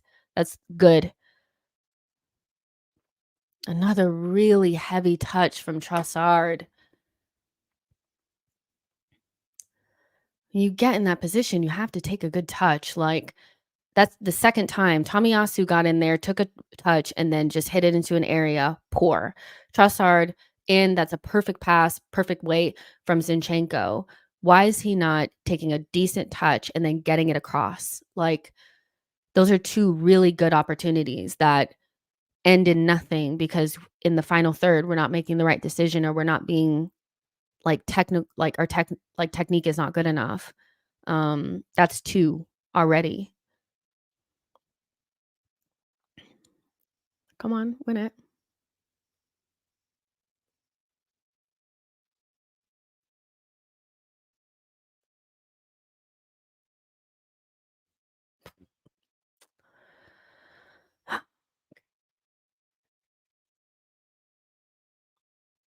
All right. So let's see what you guys are saying.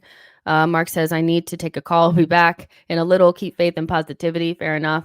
Keenan says, Vieira's passing has been magical and Lonzer giving us the space and time to whip balls in. This is a good sub.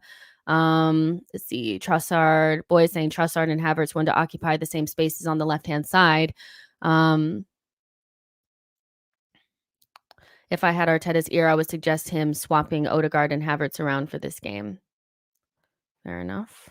And, you what says they are doing a McMurray test on Saka, which is his meniscus. Hopefully he's all right, and it was precautionary. Yeah, if his knee is done, we're in trouble. So, and that will just ignite the fire, like, and people that have been really worried about the fitness levels and stuff like that. I I just, I said it Saka, after everything that, like, Arteta's kinda said about players carrying knocks and him being fine and we shouldn't be worrying, he can't get a long-term injury. It just won't work. He cannot get a long-term injury from here.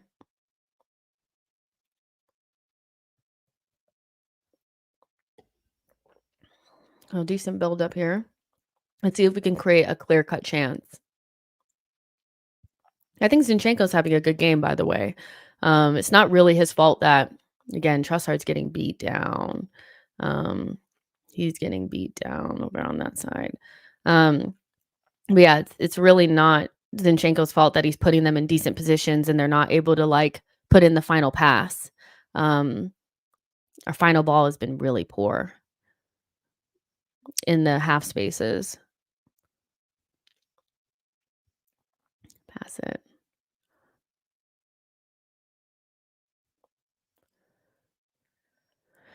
Yeah. Yeah.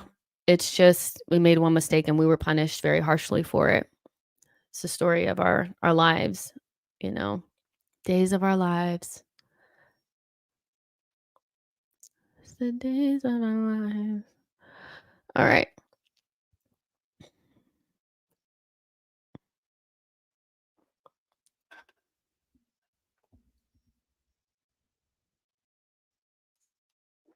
That's better.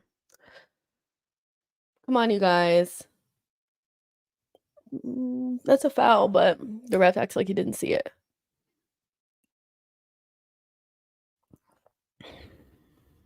Let's see. Ivy says, "Is Trossard fully fit? His movement just isn't like his touch is so heavy. He's oh, what is Jesus doing there? Um, let's keep our wits about us. Where it's like we don't need to get caught up in like a battle with this guy over here. Um, Jesus looks like he's kind of talking back to like the last thing we kind of need from Jesus right now is for him to get caught up in like some mental battle with one of their center backs. So um he's a leader and he needs to like stay locked in, I think.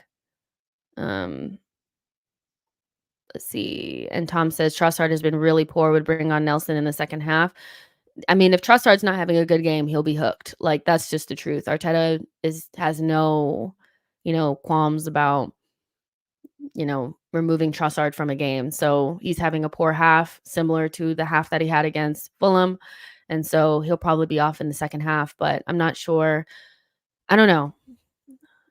Maybe Nelson could do it. I don't know. Now that Saka's off, it's looking a little, especially no Martinelli either. It's looking a little, yeah. But really, our midfield, like, I just need to see more from our midfield in terms of like creating the chances and creating the pressure. And yeah. Oh, and that's you what is saying exactly probably what will happen is Jesus will go to the left and Nketiah will go through the middle because that's always kind of the option. 5 minutes left into the end of the half. I love Arsenal, but this has not been the, you know what? If the thing is like, we did well with the goal. We made a big mistake and we're like punished very harshly for it. But we need to be much better. That's Kai's like third bad foul. Come on. We're in attacking positions. He's just fouling to be fouling. Like that's his third foul. Like he's gonna get a card at some point. And then like Tomiyasu and Trossard both have opportunities to just pick a decent pass in the half space. Like they're in the box. All they have to do is just pass it and to someone. And Trossard took a heavy touch and Tomiyasu just hits it into an area to nobody. And so yeah, it's been okay, but yeah, it hasn't been great, has it? Zinchenko picked off. Kai Havertz just easily knocked around there. I just need to see more from him. Zinchenko's doing a lot of heavy lifting in the midfield, and if he's gonna be the midfielder, then just play him in midfield. Like, what's the point of Havertz? He's not really doing anything today, and on today, not from like past performances, but he's not really doing anything. So I'm wondering what his purpose is.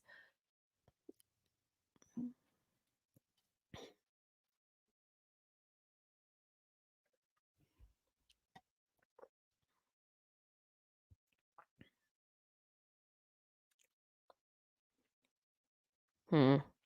Come on, man. He's just pushing him in the fucking back. They're physical. That's for sure. We're getting bopped around in the midfield a little bit. I mean, Rice stood his ground. So that's good. Couple more minutes, guys. Let's try to score a goal.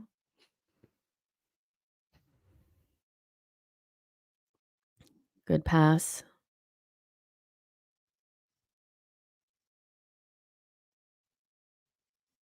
You got to win that Trossard, man.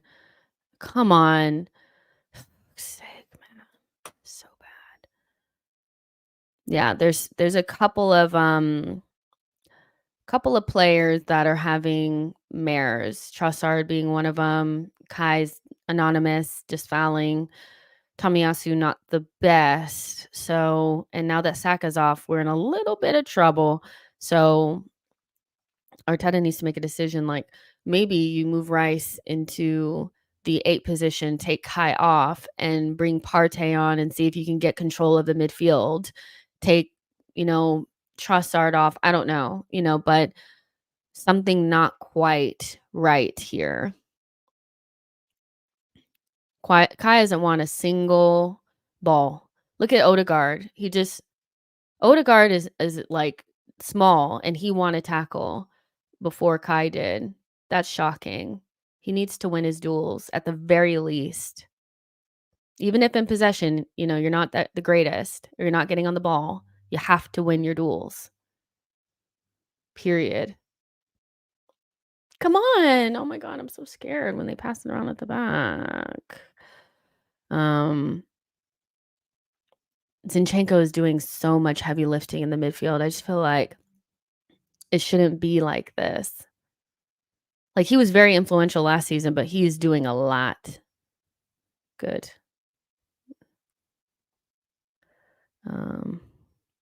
People are saying Kai has won balls. I need to look at the numbers. It feels like he's lost quite a few battles in there. That's really good from Odegaard. Tommy, do the right thing, buddy. Good. Oh,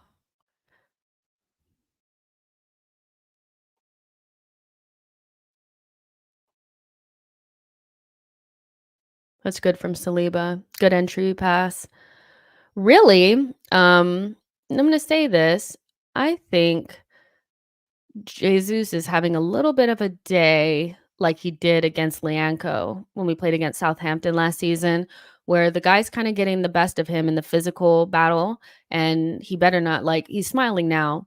Hopefully, he doesn't get too wrapped up in that and forget that he needs to like do the business. Do you know what I mean? So, yeah, I don't, he's one of our leaders on the pitch. I don't want him to get so locked into this battle with this center back, and lose his mind. Because when Jesus loses his mind, he loses it. Can't believe this Trossard mare. It's crazy. It's a crazy bad game from Trossard. Like, no, poor. Gotta hit the target. Gotta hit the target.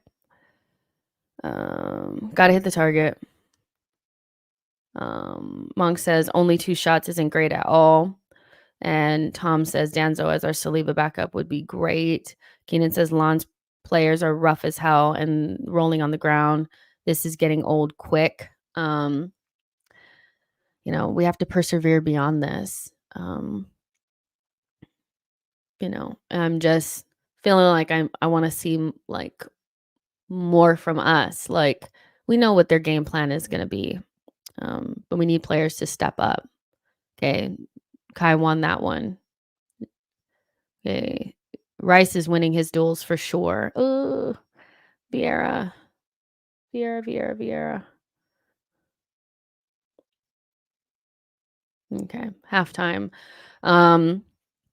So yeah, I think that first half was kind of what I expected it to be. A lot more difficult than people were saying. There was a lot of people that were like, "Oh, we should just go with Nelson and ESR and like really rotate." No, no, no, no, no. I know that like, Saka is like the one exception that because maybe he's carrying something, you want to save him. But like the reality is this team is very physical. They're up for it and they're not sitting back like normal Premier League teams are. So we have to go above and beyond, like, and make sure that we put out a strong lineup. So I'm glad we did that. Um, Again, punished as harshly as you can for making a mistake in possession. Rhea tries to pass it out to Tomiyasu at a strange angle where Tomiyasu is not square enough, like, and he's not open. There's a player right there. He picks him off, and then it's a really nice play into Wahi, and then Wahi flicks it, and then it's a nice finish. So for me, you know, and then after that, we're possessing it and we have a lot of the possession, but the decisions in the final third have been very poor. Zinchenko's doing a lot of heavy lifting in terms of like getting us through the first phase. And then once we get into the box, in and around the box, I just feel like one, players are playing it very safe. They're passing backwards when they could probably find like a little slip ball or be a little bit cuter with what they're doing. And two, Tomiyasu gets into the box and instead of finding somebody, he just kicks it into an area, gives it away. That's a very good opportunity that should at least end in a shot on target. Then you have Trossard, who's gotten the ball several times on the other side and has taken really poor touches. And so for me, obviously you don't have Ben White. Ben White and, Saka really work well on that side. He knows what the angles are and he knows how to unlock them. Tomiyasu doesn't quite have that same finesse. And then you have Trossard and Kai on one side. And I'm just not seeing enough combinations on that side to release our players into good areas in and around the box. There's nothing going on the left, nothing. And Trossard had a mare. I expect him to be taken off at halftime. We know how it goes. Trossard has a bad half. He gets hooked. And maybe Nketiah comes on. But even Jesus is kind of struggling a little bit with his battle with the center backs. The center backs it really reminds me a lot of Lienko, when Jesus was really like in this 1v1 battle with this guy and he's not really getting the calls. And so I don't want him to spiral. So he needs to focus on just like maybe keeping the ball, passing it, and stuff like that, and not get so worried about winning the foul because this referee's not calling them. Like he doesn't actually care. Um, you guys will tell me that Kai is winning his duels. I think he's lost quite a few of them and also fouled quite a bit. And I just wonder how many passes he's made to Trossard. What is this role that he's playing? Because if Zinchenko is doing all the progressing and the passing and the tempo setting, what is the role of Kai? I'm just trying to figure that out.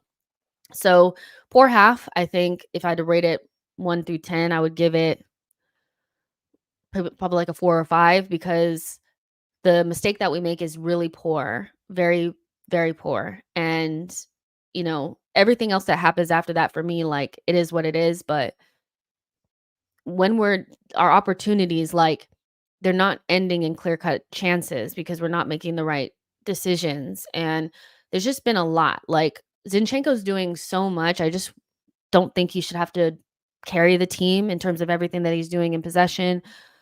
The changes that I would make at halftime would be, um, I would give Trossard another chance. And the reason why I say that is because like everybody else can kind of have a really bad haps and still make it. I don't know if Trossard just has to be hooked. Maybe he's not fully fit. Who knows? But I think I would, look at the midfield, maybe bring in Partey and put Partey and Rice in there so we can win the midfield battle. Get Rice on the other side, take Kai off, or put Kai at center forward, move Jesus to the left, and like I said, change the midfield. Because right now, like, it's just not, and we don't have there's just a lot. There's just a lot. I love Trossard, and I think he's having a mare, but I'm kind of a little bit like everybody else can have some really poor first halves and still make it. So why can't we? Why can't Trossard? Crispy says, no way if Saka's not playing, it should be Reese. Oh, that's funny. The Hoyland goal is like, his head was just kind of like in the way. Sorry, I'm just looking at the Zaha goal. Oh, oof. Hugo says the mistake changed the atmosphere and the momentum. And like the body language and if you just watch some of the players, like there was a time where like, I think like Rice got frustrated with Tommy. I saw Trossard was frustrated with Havertz. So there is a little bit of like angst there. I think people are not in the right positions. They're not doing what they were told to do, and players are reacting to that. Chosen One says, this sucks. I'm so worried about Saka. I am as well, but get through the game first and then worry about the um the injury after. Iman says just ball retention around the pitch. It's seeing different players, I think, and there's a lot of emphasis on Zinchenko kind of carrying us in midfield, and we just need other players to step up in that regard and make things happen. And we like Jesus is our main focal point up there, and like now that Saka's off, Jesus is kind of like there. I mean, I don't know what Vieira and Trossard are like they have to get involved in the game. They have to make their own moments, and sometimes I do think we lack a little bit of like an individual moment. I think we have to score, like the goals that we score are very difficult goals to score.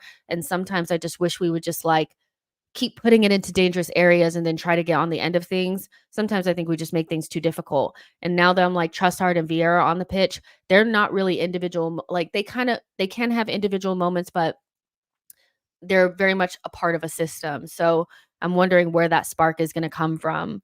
Saka usually is our main player that offers a little bit of spark. Arsenal Adventure says Raya was not thinking when he made that mistake. I think it's on him. Boy says stop worrying about Saka. He walked off the pitch. Samuel says hope Saka is fit enough to play on Sunday. I can't even begin to think about Sunday because we need to win the game now. Arsenal Adventure says Eddie is not on the bench. Just check. No, he is. Like if you look at the subs, it says Nketiah. Am I reading that wrong? He's the last player on the list. Jonathan says, I think the pressure from the crowd loud as fuck. Yeah, maybe. Has Ray ever played in Champions League before? If he has, it was a long time ago. So again, players are learning from these, like these are the first times that a lot of them are even like experiencing a hostile away ground the way that Lens is. Teams not sitting back and respecting us, they're coming at us. And so this is why I didn't want to put out a weak lineup, but still, like, I'm seeing some things where it's like Trossard's touch. He's usually such a technically sound player. I know he's coming back off of injury, so it might be a little bit of that, but you need to tighten that up, buddy.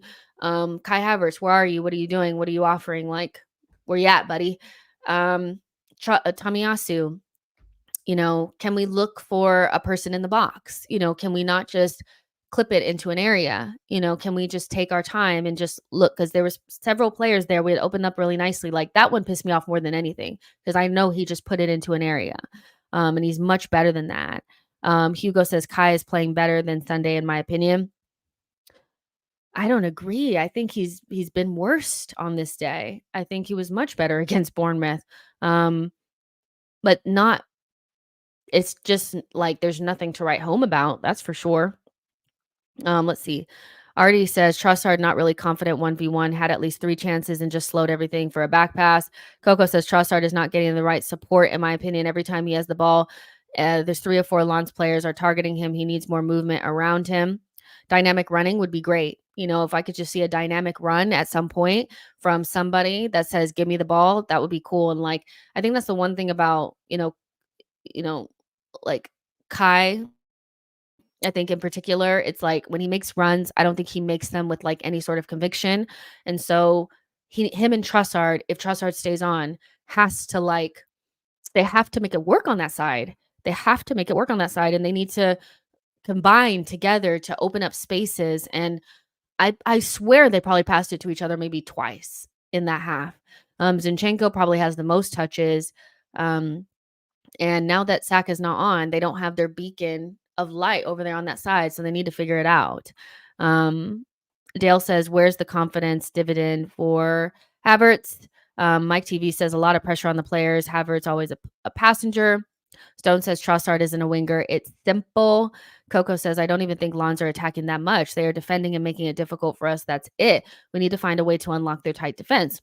I think the way that you unlock the defense is when you do get free in and around the box, you have to be clinical and make the right decisions. And I'm just watching players just kind of like either pass backwards or just hit it into an area or like not, or just, mostly go backwards. I've seen players get into the box and then go backwards. And one of the stats that kind of stand out, like from a Premier League perspective, is that most of Arsenal's deep touches do not end in a shot on goal.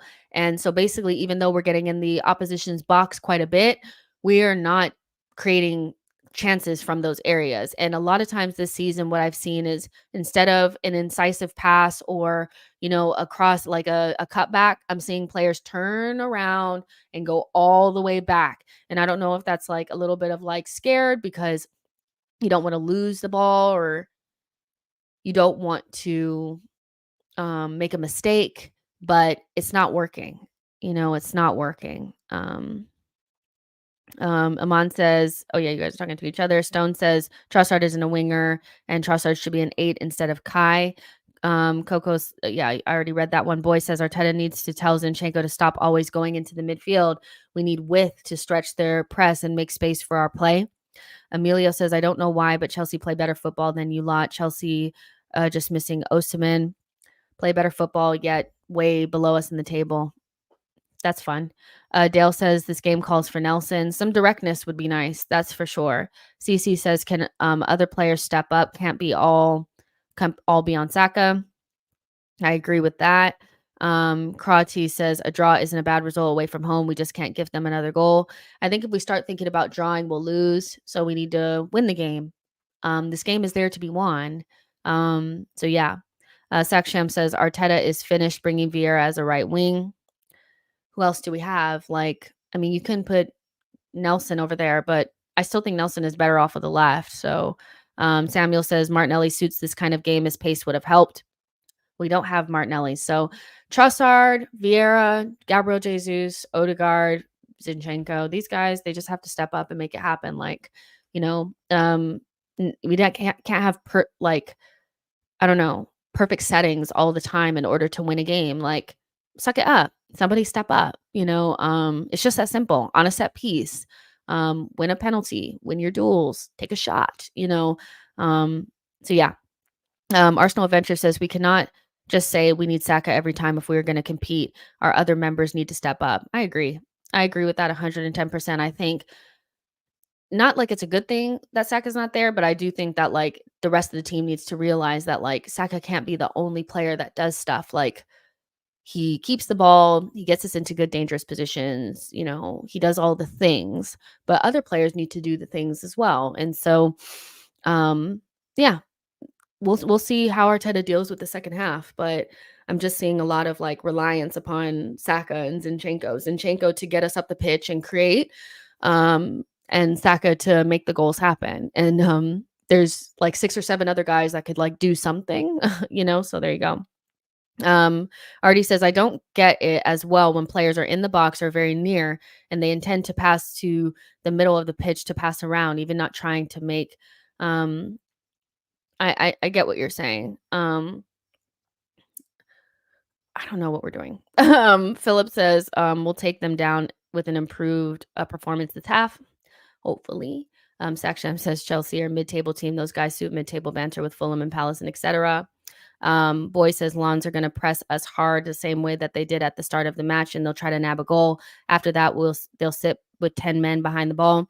And if we give up an early goal, that's it. I think we'll struggle from there because, like you said, they will just sit in a low block and then protect. So Arsenal have to be really careful not to concede a goal and then to get the goal themselves. And I think as soon as we start doing we need to, start looking at a draw, we'll lose. Like we need to always be looking to win a game, period. Like if we end up drawing, but we went for the win, that's not a terrible result. But we really should be trying to win this game. It's there to be won. We made a mistake that pretty much gifted them the opportunity to win or to get the goal. So they really haven't, like somebody else was saying, they haven't really attacked us that much. So, and they've really just capitalized on our mistakes in possession. So clean it up, and people need to step up, period. Let's see. Ruben says Arteta needs to trust his squad more. Gave Nelson a new contract, but doesn't play him. Coco says every game cannot be perfect. I'll take a scrappy 2-1 win. Exactly. Artie says Havertz scored more than Chelsea's team in league September games. Martinelli is missed in this match more than Saka. Emilio says Arsenal fans hyping Declan Rice, a guy who never scores and never assists. Sir Barchi says Arsenal better win. And Arsenal Adventure says we should win it if Sevilla draw again today. We have to just win 2 more games to be top of the table. I can't even think about that yet. We should win it, but like all the other scores and all that kind of stuff, we just need to be better. So yeah. Dale says this adding to so much fuel. Raya making a big error. Havertz ghosting. Saka injury. Yeah, I mean, you guys know, like, Trossard is still on the pitch. I'm surprised. But Raya did make the error. He did. He made the error. But does that mean that I think that Ramsdale would have been a better choice for today? No. I think players are like, it's weird. I feel like we flip-flop so backwards. Like if if Declan Rice makes a mistake, then it'll be Thomas Partey should have played this game. It doesn't work like that. Players make mistakes, but ultimately I still think Raya is better than Ramsdale. So there you go. All right, second half has started. I didn't even take my break, guys. So, because we were just talking for so long. So I didn't even take my break. So hopefully I make it through the entire half. I think I can. And that'll just, maybe in between this and player ratings. I don't know. All right, so we're trying to build up. We're doing our usual thing. They're pressing us. Yeah, they're pressing high. They're pressing high, and we're still trying to go around the outside. So I need to see such an improved performance from Tomiyasu and Trossard. Like Kai Havertz, like I don't know what he's supposed to be doing, So it's hard for me to judge whether or not he's doing the right thing or not. But Tommy, I know, can play way better than he did in that half. And Trossard can as well. So those are the 2 players that I'm kind of looking at a little bit more. Um, I still don't know what I don't get what Havertz is supposed to be doing in there. So, the people will tell me that if you rewatch, I'll see it. Okay. I'll rewatch and I will see it, hopefully. There's 126 of you guys in here. Make sure you guys like the video and subscribe to the channel. Um, player ratings immediately following the game. The link is pinned in the not in the description, in the comments, and yeah, you guys can go ahead and get a notification or set it up on your laptop or whatever. So let's see. And that's another thing that kind of pissed me off a little bit is like we just gave up our first away goal, and I was loving that stat, and now it's gone. So as soon as I was like, "Ooh, I like that stat," it's gone.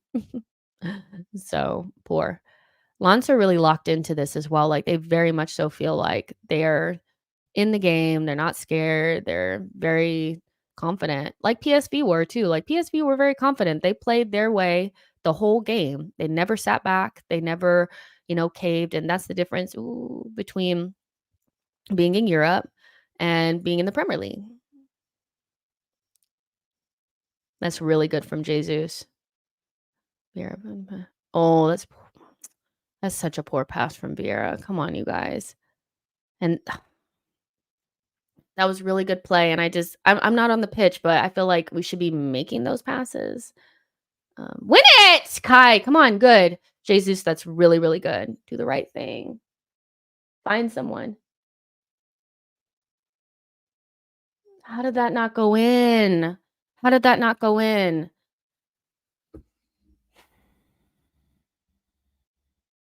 How did that not go in?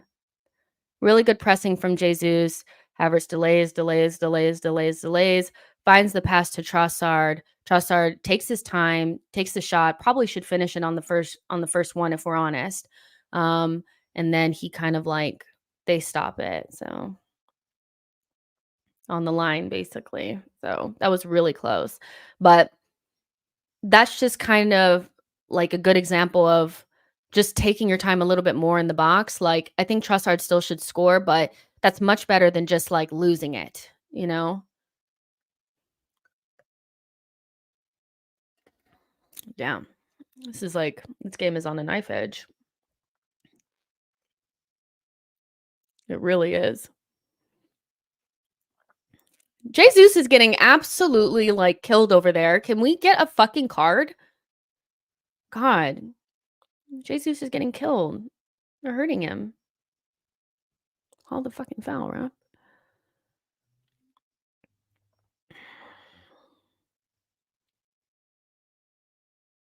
Come on, guys.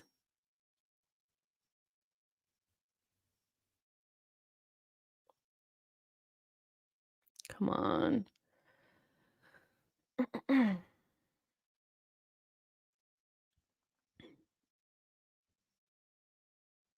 Yeah. They're rough. They're rough. These ones.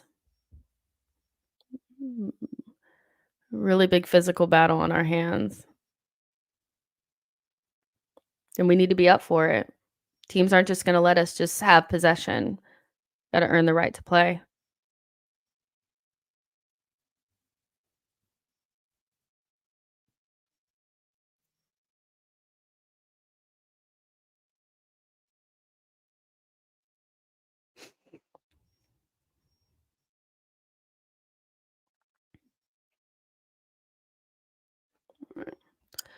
It's taking a while for us to take this.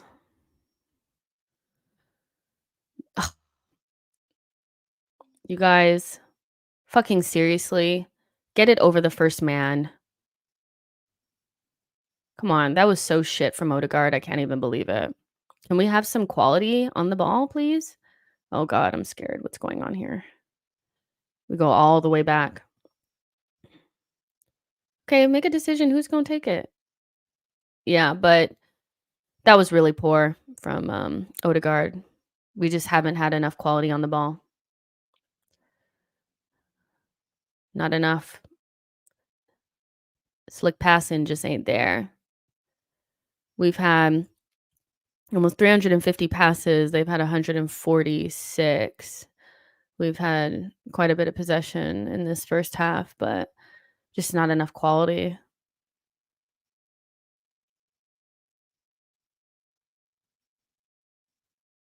Oh my god, come on. When we get here in the middle and we have to make that pass before the pass, we just don't have it. Come on. Quality. We need quality.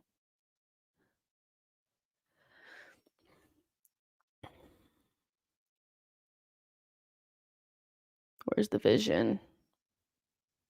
Havertz dispossessed. Um, I'm not gonna highlight him anymore because you guys will get mad. So we're just gonna act like we're not seeing some of these things that we're seeing. But yeah, it's just like the buildup is there, and then once we get to like the pass before the pass, or we get into the final third, we just lose our minds. Ooh, that's good from Saliba because they're in. Um, get rid of it.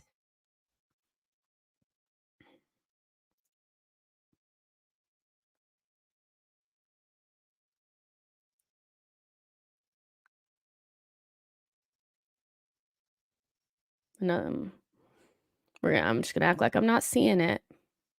I'm just gonna act like I'm not seeing it.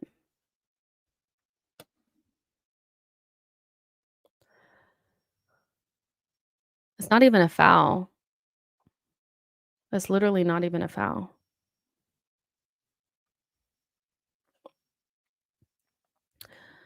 Oh my god. So poor. Very poor from us. Um, it was like Zinchenko came central, they just swallowed us up. Like, I don't know. I'm just that's I'm not gonna highlight him anymore because people get upset.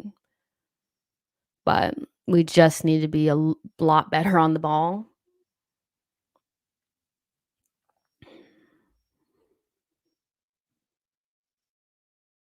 Come on, you guys. This is so poor. It's ridiculous.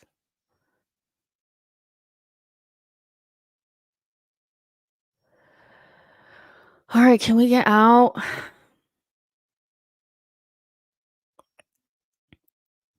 Yeah. So now they switched it out here. What are we gonna do? Goal kick. Yeah, so um yeah, so I don't even know really what to say because I feel like anytime I say anything, like people get really upset by it, but like our midfield is unbalanced and we're really struggling to create like just decent chances. We have to go down the outside. We're not accessing central spaces. And every time it goes to a certain player, they lose it, if they're under any sort of pressure whatsoever. And it's just like, I don't really get it, you know? Um,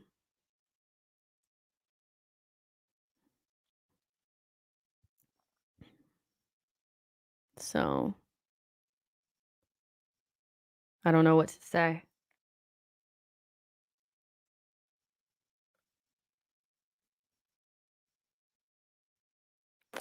So yeah. Um And maybe you guys are right. Zinchenko needs to not be central all the time, like, because they clock that. They know you're going to be there. And so it's not opening up the spaces at all. It's just congesting the center. So maybe he does need to like come out wide a little bit, spend some time on the line. Because right now he's doing a lot of midfielding, but now they're closing down the angles and they're winning a lot of these balls that he's trying to thread through. And it's just not working. Like everything about what we're doing right now is just like it's not the business. So yeah.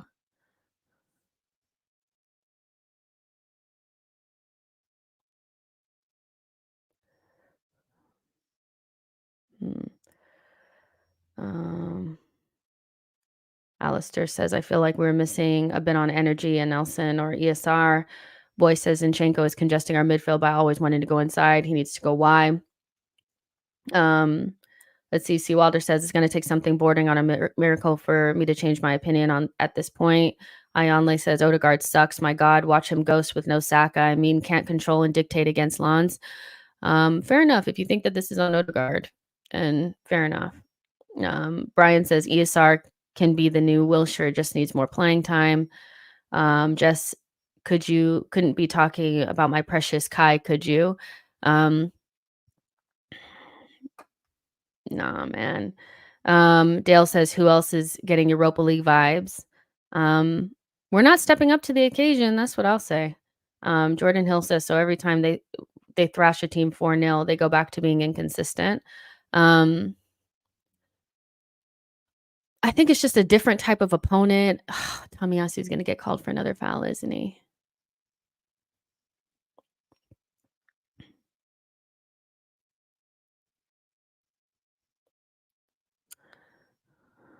Okay.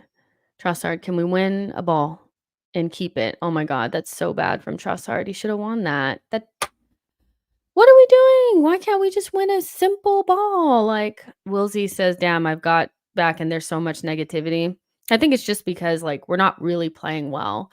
Like if Lons were playing really well and we were playing really well and they just scored a really good, like we're actually playing well below our level. I think that's what it is. Hightower says we just don't hold on to the ball. Our system is kind of broken. So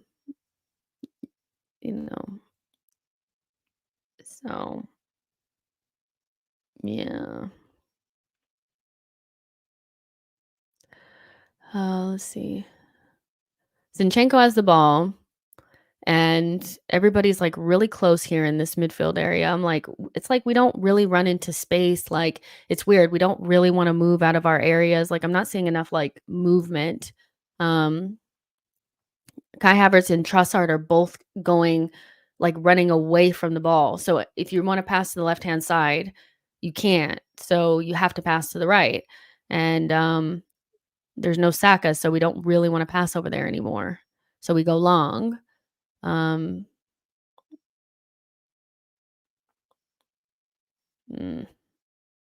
was just so easy for Lons. So easy. They need to get it together. Boy says Trossard has poor touches all game, but he's not helped by Zinchenko's antics, neither by Havertz. Like that whole side is just so weird now. There's no connections. So Odegaard wins the ball, then's fouled. Continue. Our passing and movement is just very basic at this stage. We gave up a goal kick there. Could have just taken the corner, Jesus. You didn't have to touch it. See here yeah, maybe he did have to touch it and we just couldn't keep it in. Lucas says Nelson and Partey for Kai and Leo, in my opinion. Boy says Havertz needs to be braver in the final third. He should have taken the shot himself instead of giving it to Trossard. Alistair says we haven't really got a proper winger on since Saka went off. And Mark says, I think we need to change the strategy and personnel. We need to give subs time to get into the game. The change needs to happen soon. Come on, Arteta. And Dale says, where's Nelson? Game screams for Nelson to show others how to play on the front foot. Yeah, we're very passive right now. Like we're kind of in it, but not really. Like this is not a good Arsenal game.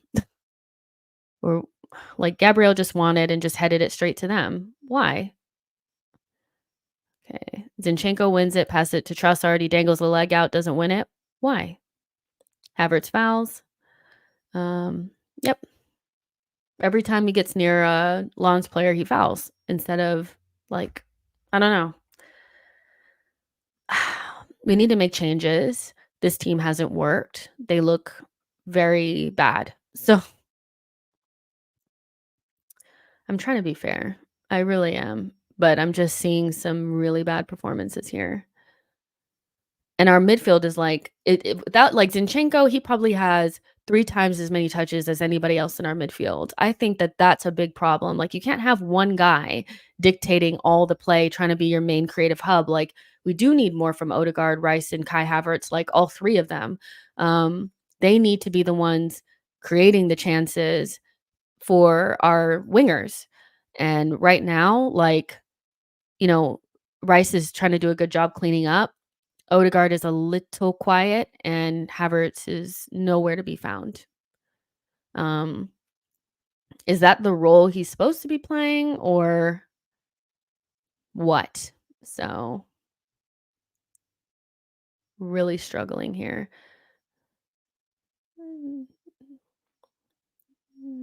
Zinchenko gets crashed on there.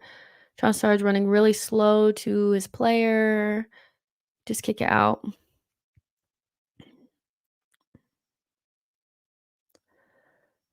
Jesus is losing the battle with the center backs. And this is another reason why, like, we probably need to go ahead and get the striker because, like, on days like today, as good as Jesus is, he's not going to win the battles against these. They have him. They have him clamped. He's losing so many duels. Let's see. Tom is saying, I dislike Havertz. They're gonna call a foul on us, aren't they? Oh no. Finally, no foul. That's very yeah. Um, I dislike Havertz, but his fouls tonight have not been fouls. This ref is awful. Boy says Zinchenko is slowing down our play. It's not on him. What's going on in the midfield? No, I don't really the thing is I don't really blame Zinchenko. I think it's the way that we're playing, and he's too influential to the point where it's almost to the detriment. We need our other midfielders to pass and move and get involved. Like, it's like they're afraid to move. It's crazy to me. So yeah.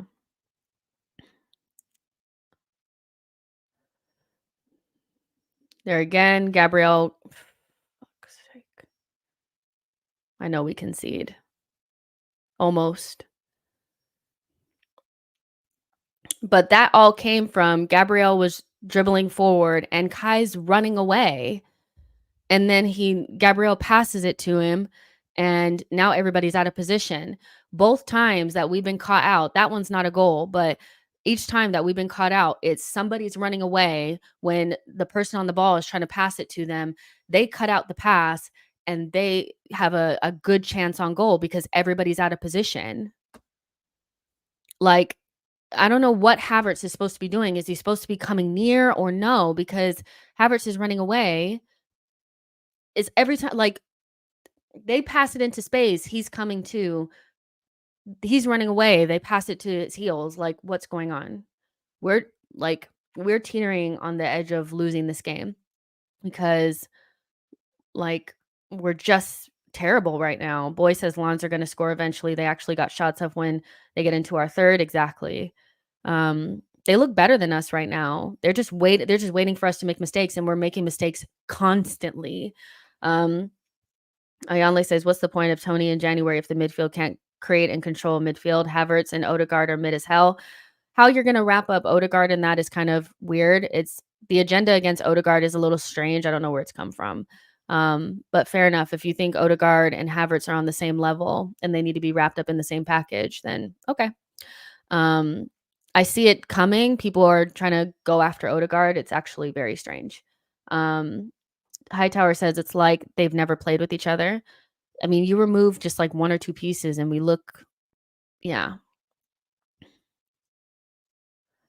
So we got a corner. Cool. Dale says, I wonder if this is Man City tax last season and matches leading up to Man City, we dropped 11 of 15. If it is, then just stop the season. Like, I don't want to hear anything about Man City tax. We should be over this now. The mental fragility around Man City and Arsenal has got to end at some stage. Like, stop thinking about that. Mark Neighbor says, do people really think Tony is going to be our savior? He is a hardworking striker, but ask yourself, no one come in for Tony in 3 years for Brentford, been in the top league since Brentford has been in the top league. I have a corner here. Let's see. Should be a goal. That should be a goal. That was a very good corner put into the danger zone. You have to win it here. That should be a goal. That's just a really good save. Is that Tommy? That felt like it was Tommy, but just a good ball put into the danger zone. Okay, we've broken them open a little bit. Make the run, Kai.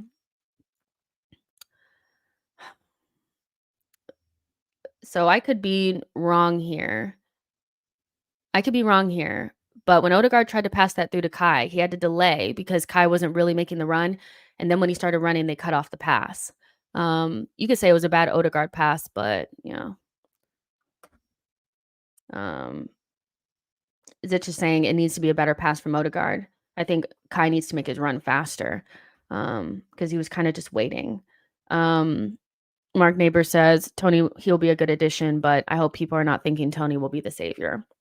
He won't be. The midfield is not functioning. If he hits it anywhere else, that's in the back of the net. That's a really good save. But I mean, what can you do? Like, I think that's a really good hit from Tommy, a really good corner. So yeah. But yeah, like Odegaard's delaying the pass because Kai's not really making the run. But that's what I saw. So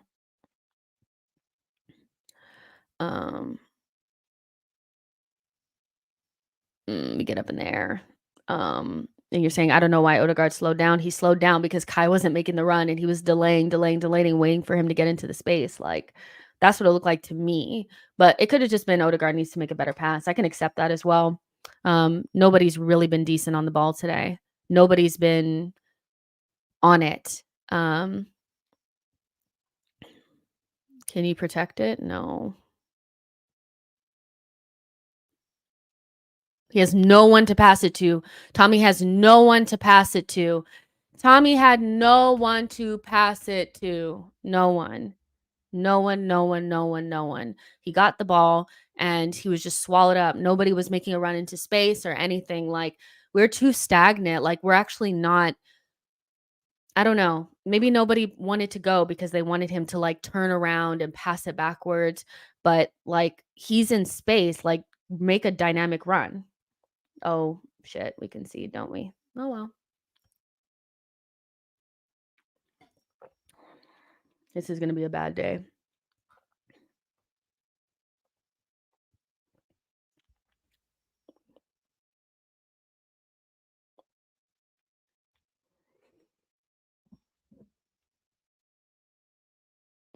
Well, we can't say it wasn't coming.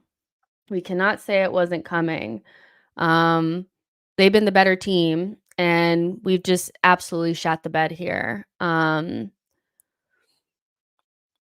It's a really good goal, to be fair. Like, it's not like it was luck or, they've been better than us. So we have to hold that.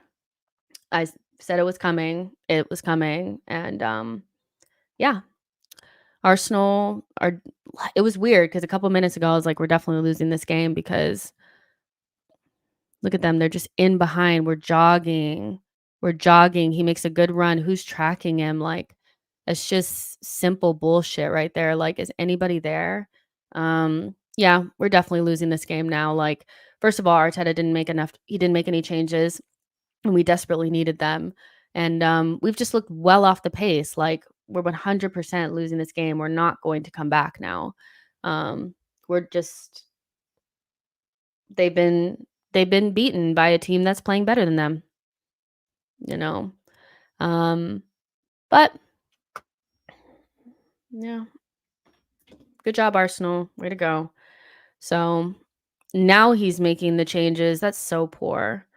How do you make the changes after the fact? Now Reece Nelson and Emil Smith Rowe are on, but you waited until after we conceded to do it. That's so poor.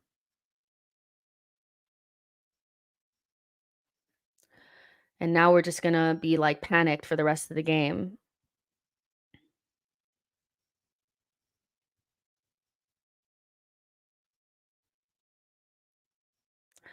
So yeah, I think it's nerves.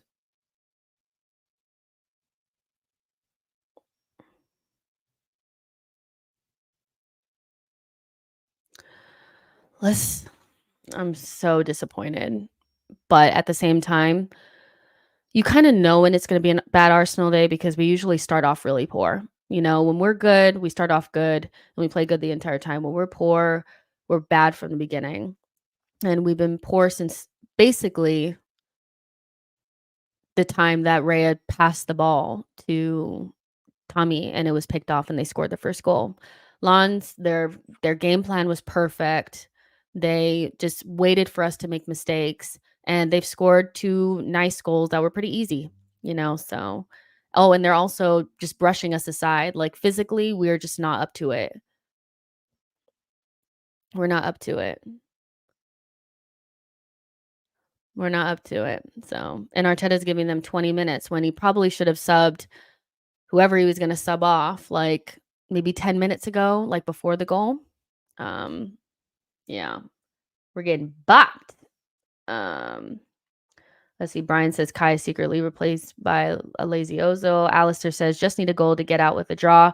The problem is we don't look like scoring, so we don't look like scoring, like, and when we don't look like scoring, we really are, like, we're struggling, and, it's not just Kai either. Like, I know people don't want to focus on him. It's not just him. Like, nobody in midfield has had a great game. I think from minute 1 we looked a little dodgy, but, I do think the left-hand side kind of is, like, just destroyed. Um, and it has no balance to it, and there's just Zinchenko coming central so much, opened up that opportunity for them to just kind of have, like, free reign, but I just wonder what we would have done in that situation because, like, if we like, whenever we've had, like, space on their, like, left-hand side, we've gone backwards, or not found the striker or whatever, so, yeah, we're in trouble. We're in trouble here. We're definitely, like, we could score a goal, but we don't look like scoring, that's what I'll say. Boy says, "We're not scoring without Saka or Martinelli on the pitch." Ionle says, "Why doesn't Arteta play Jorginho with Declan Rice?" I don't know. I don't know. But we need something else in midfield, and I'm not sure if it was ESR that like, ESR could have come on, but I think we need somebody else at the base of midfield that can just kinda pick a pass. They're definitely, like, man marking Declan Rice, and so there needs to be somebody else that's comfortable on the ball. So, yeah. Christopher says Havertz better be dropped for Sunday. I don't know. I can't even think about Sunday right now because this game is still happening. We have 15 minutes to try to salvage something. We're away from home against a team that's not amazing, but they're just playing better than us. We're losing the ball, losing every physical battle. Like ESR just tried to tackle there, but he couldn't get it. Like we could lose 3-1 here. We could actually lose by more here because the way that we look, we're not actually winning our duels at all. We're getting outworked. We look weak. The one thing I don't like about this ref, though, is, like, anytime we touch them, it's a foul. Anytime they touch us, um, it's not.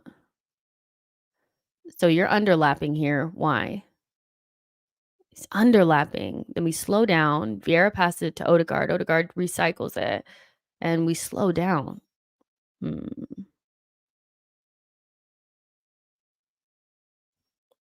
Are we gonna salvage this, guys? I don't think so. Hmm. Come on, Declan. Somebody step up. Nobody has really stepped up. That is really, like, sad. Step up. Somebody do the business.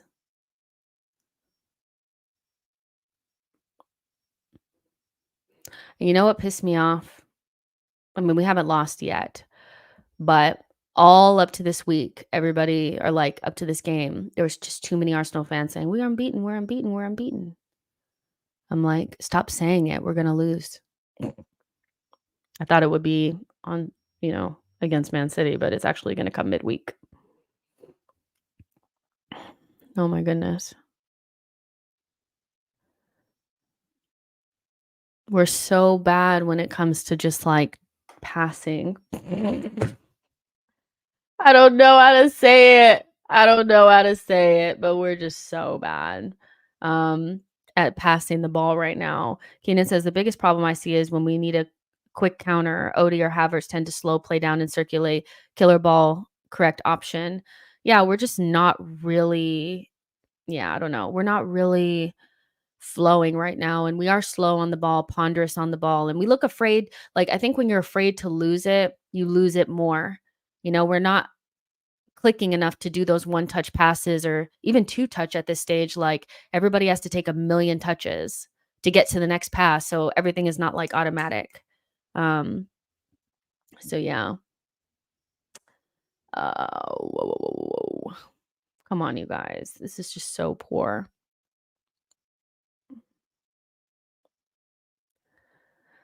Um, Nocturnal says, "Have some urgency and crash the box." That would be nice. That's decent. And yeah, Gabriel Jesus is being handled very easily by Danzo or whatever his name is back there. Um, he's just has him absolutely clamped. Like Lianco that one time. That's unfortunate. Um, he got in his head in the first half too. Um, yeah. He got in his head first. And then, now Jesus can't like do anything. What are we doing? Like, the passing is so bad. Like, we can't break them down. Mm, going backward. Stop dribbling backward. Face forward. Backward, backward. I want to know how many times we pass backward in this game because it's been a lot. No, and we don't actually have anybody in the team that can like receive it and go forward at this stage. Like, we have ESR, but look at everybody's like smushed in the middle. You see how everybody's smushed in the middle? Crazy. This is Ben's on. I didn't even notice that. When did that happen? Oh my god, refs! That's not a foul? That's not a foul? We should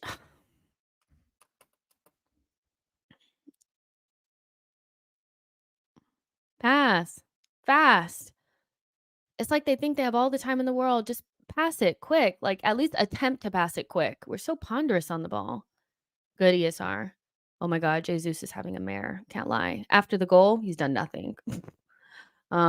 Let's see. Dylan says, "Feels like we scored a goal and left mid-game to catch a flight home. Everybody's been invisible." Yeah, they have been invisible, and like ever since they scored their goal, we've been completely done, you know? Um, and that's really bad. But they've been yelling at each other and the body language hasn't been great. So whatever they've been told to do or whatever, I think people are not doing it. I think people are not doing it. So I'm confused about who's even out there anymore. That's the truth. I'm like, who's out there? You guys have like, oh my god, we just kicked it out.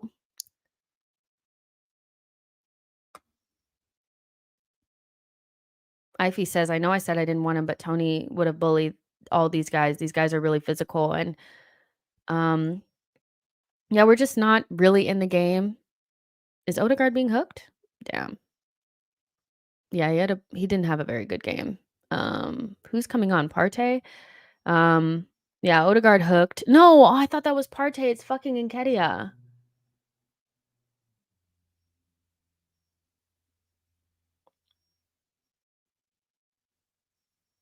Look how much their fucking fans are cheering.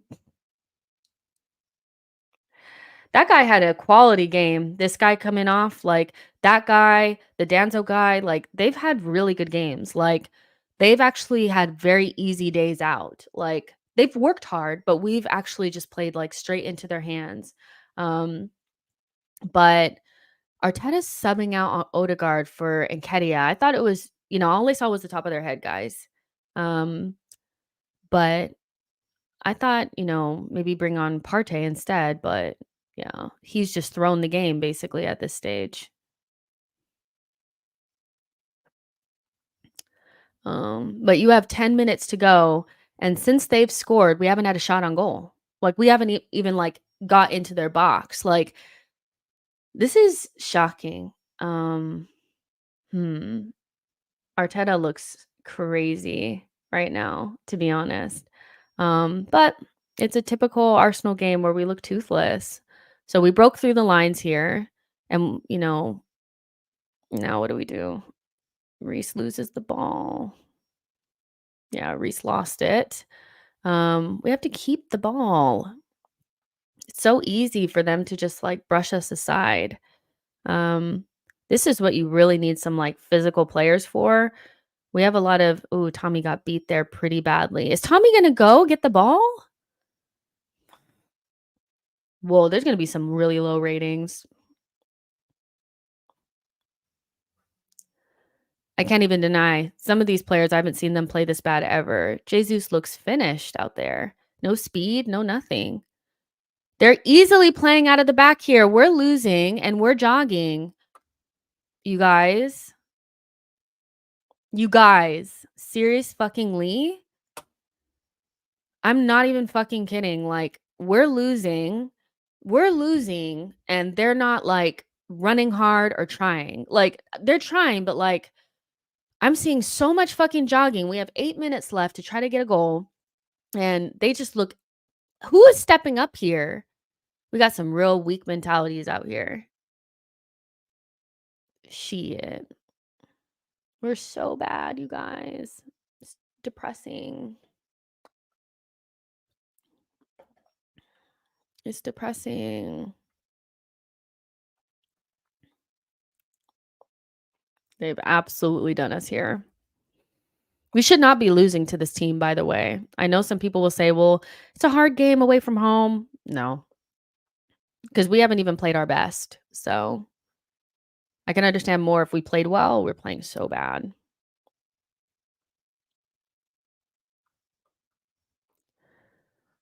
We can't even get a hold of the ball and create like a decent chance.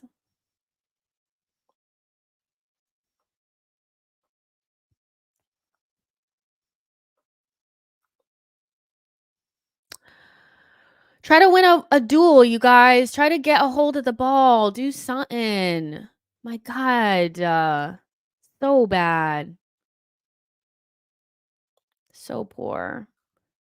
You guys are depressing me.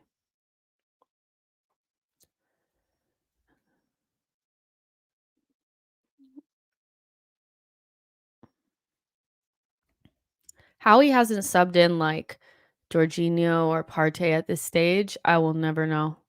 The midfield that he's gone with, I love ESR and he's trying, but we needed a little bit more cuteness on the ball. We need somebody that can like, we probably need somebody that can break some lines. I'm not sure that that's ESR at this stage, but I don't know what he's doing. I don't know what he's doing.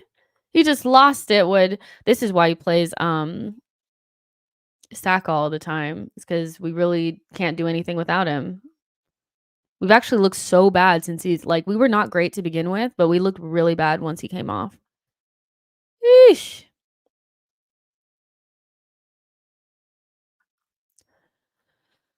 And if I'm looking down, it's because I'm trying to find a picture and stuff for player ratings and stuff. So it's not that I'm not paying attention to you guys.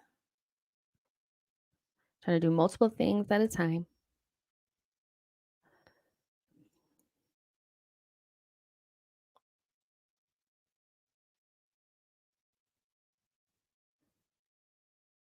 Nice try, ESR. At least I got a shot off. At least he got a shot off. I mean, we're losing, and I haven't seen any Arsenal players try to shoot or press or win a ball or anything. So, I'm not even mad at ESR for taking a shot. Shit. Why not? Nobody else is. We threw it straight out of bounds. What the fuck? Honestly, this is like a Hall of Shame performance from Arsenal. Hang your head. Hang your head. Like nobody is played well, really. Shit. So bad. I know somebody's yelling at me in the comments saying it hasn't been that bad. Come on now, let's be serious. It's been shocking. Um, I mean, we haven't looked like trying to score. No pressure. That's one thing is we're really struggling to mount the pressure on the opposition this season. We used to know how to do it last season. We can't do it now. Like if we were behind, we would at least mount a little bit of pressure. Okay, Vieira's not getting to that guy, so I don't know why you're passing it into space. We're not ready. We're not ready. We look so weak and tired. Like how?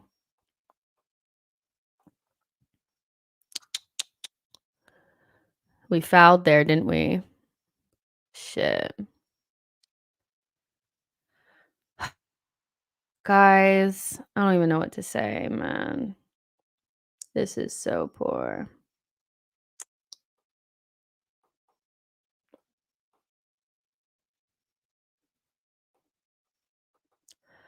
I'm so disappointed in them. Because you know what? Like, I can get behind a performance where we lose to like a better team and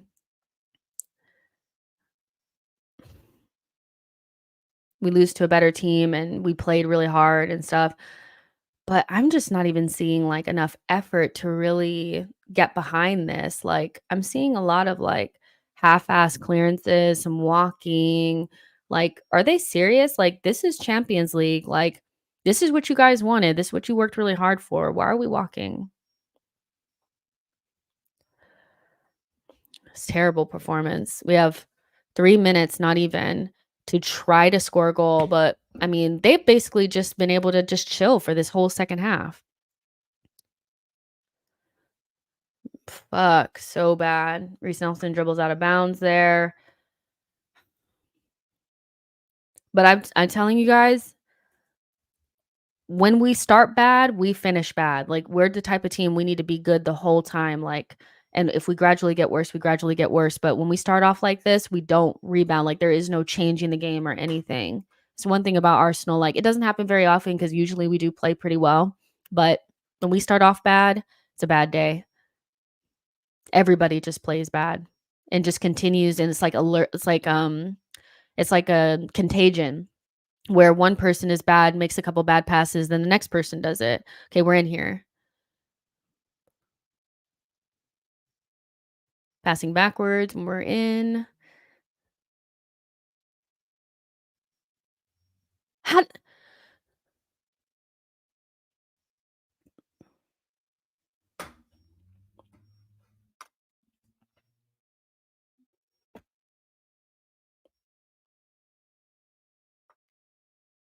we look so dumb. We need to win, so stop getting all, like, stupid. Like, we're so bad. That was the chance, and how do you not put that in the back of the net? How are you heading it up into the air like that? Man, I'm done. I'm done.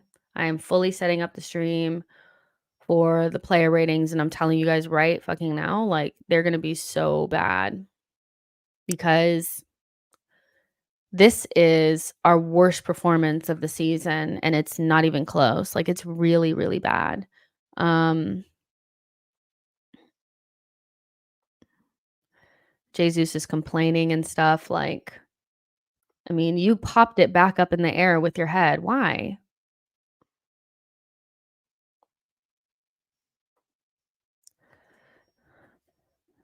That should have been a goal. So, now we've thrown our whole thing into jeopardy, like, I don't know.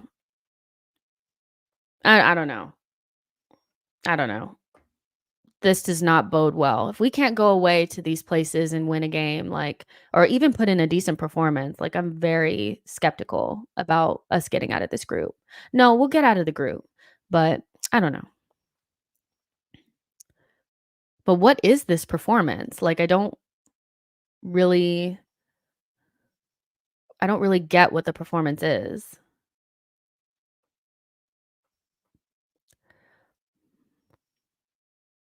Win a second ball, maybe? Foul? The ref is not even looking. Okay. I was like, the ref is not even looking. He was just like, I don't know. I feel like he's missed quite a few of those.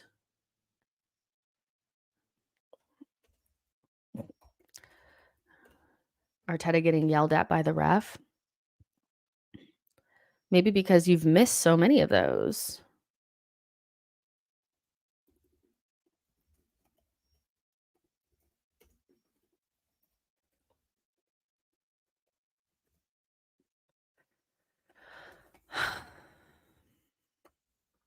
I already know people are gonna be, "Oh my god, why are you being so negative?" This is really bad, y'all.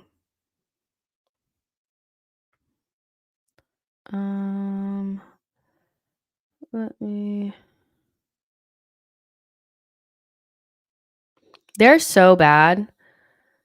He floated that to the back post and not a single person got anywhere near it. Not a single person got anywhere near it, and I just still don't understand how this doesn't go in the back of the net. Why is Jesus heading that back into you know why Jesus heads that back into right into the air? Because he's complaining about a handball or something. If he's not complaining and he's locked in, he can head that into the back of the net. Nah, man. Arsenal are cooked. That's so bad. Honestly. Like, that should be a goal, and a lot of it is because Jesus is standing on the back post complaining about a handball, but it comes straight to you and you pop it back into the air. We're not winning any duels. No headers, nothing. You guys, the fuck, man? I'm not taking y'all seriously. This is so unserious. First loss of the season. We don't even need like we didn't even no. Win a fucking duel, man. Try. We're losing to Lens. I mean, I knew it was gonna be a tough game, but if we had played anywhere near our level, we would not be losing this game. Kick it into the box, Vieira. We just don't know how to mount pressure on a team anymore. We don't know how to mount pressure on a team anymore. Like, we've literally forgotten how to just, you know, be dangerous, like, over and over and over again. Do you guys know what I mean? Like, mounting pressure on a team. We can't do it. It's impossible. Raya's up? Oh my god. Shit. I mean, it's not like we're gonna put in a decent ball. We're so cooked. So disappointed. Raya should just go back. We're probably not even gonna beat the first man.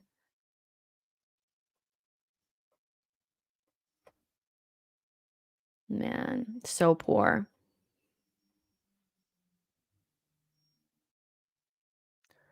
Getting in each other's way. Ben White and Emil Smith-Rowe are both there to kick it in the back of the net. They're in each other's way. Why?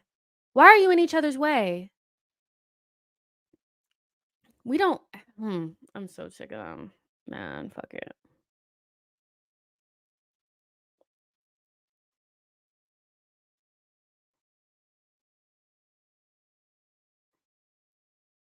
These motherfuckers ruin my day.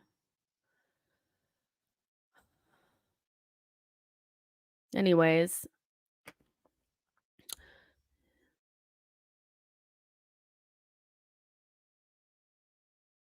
Fuck you guys.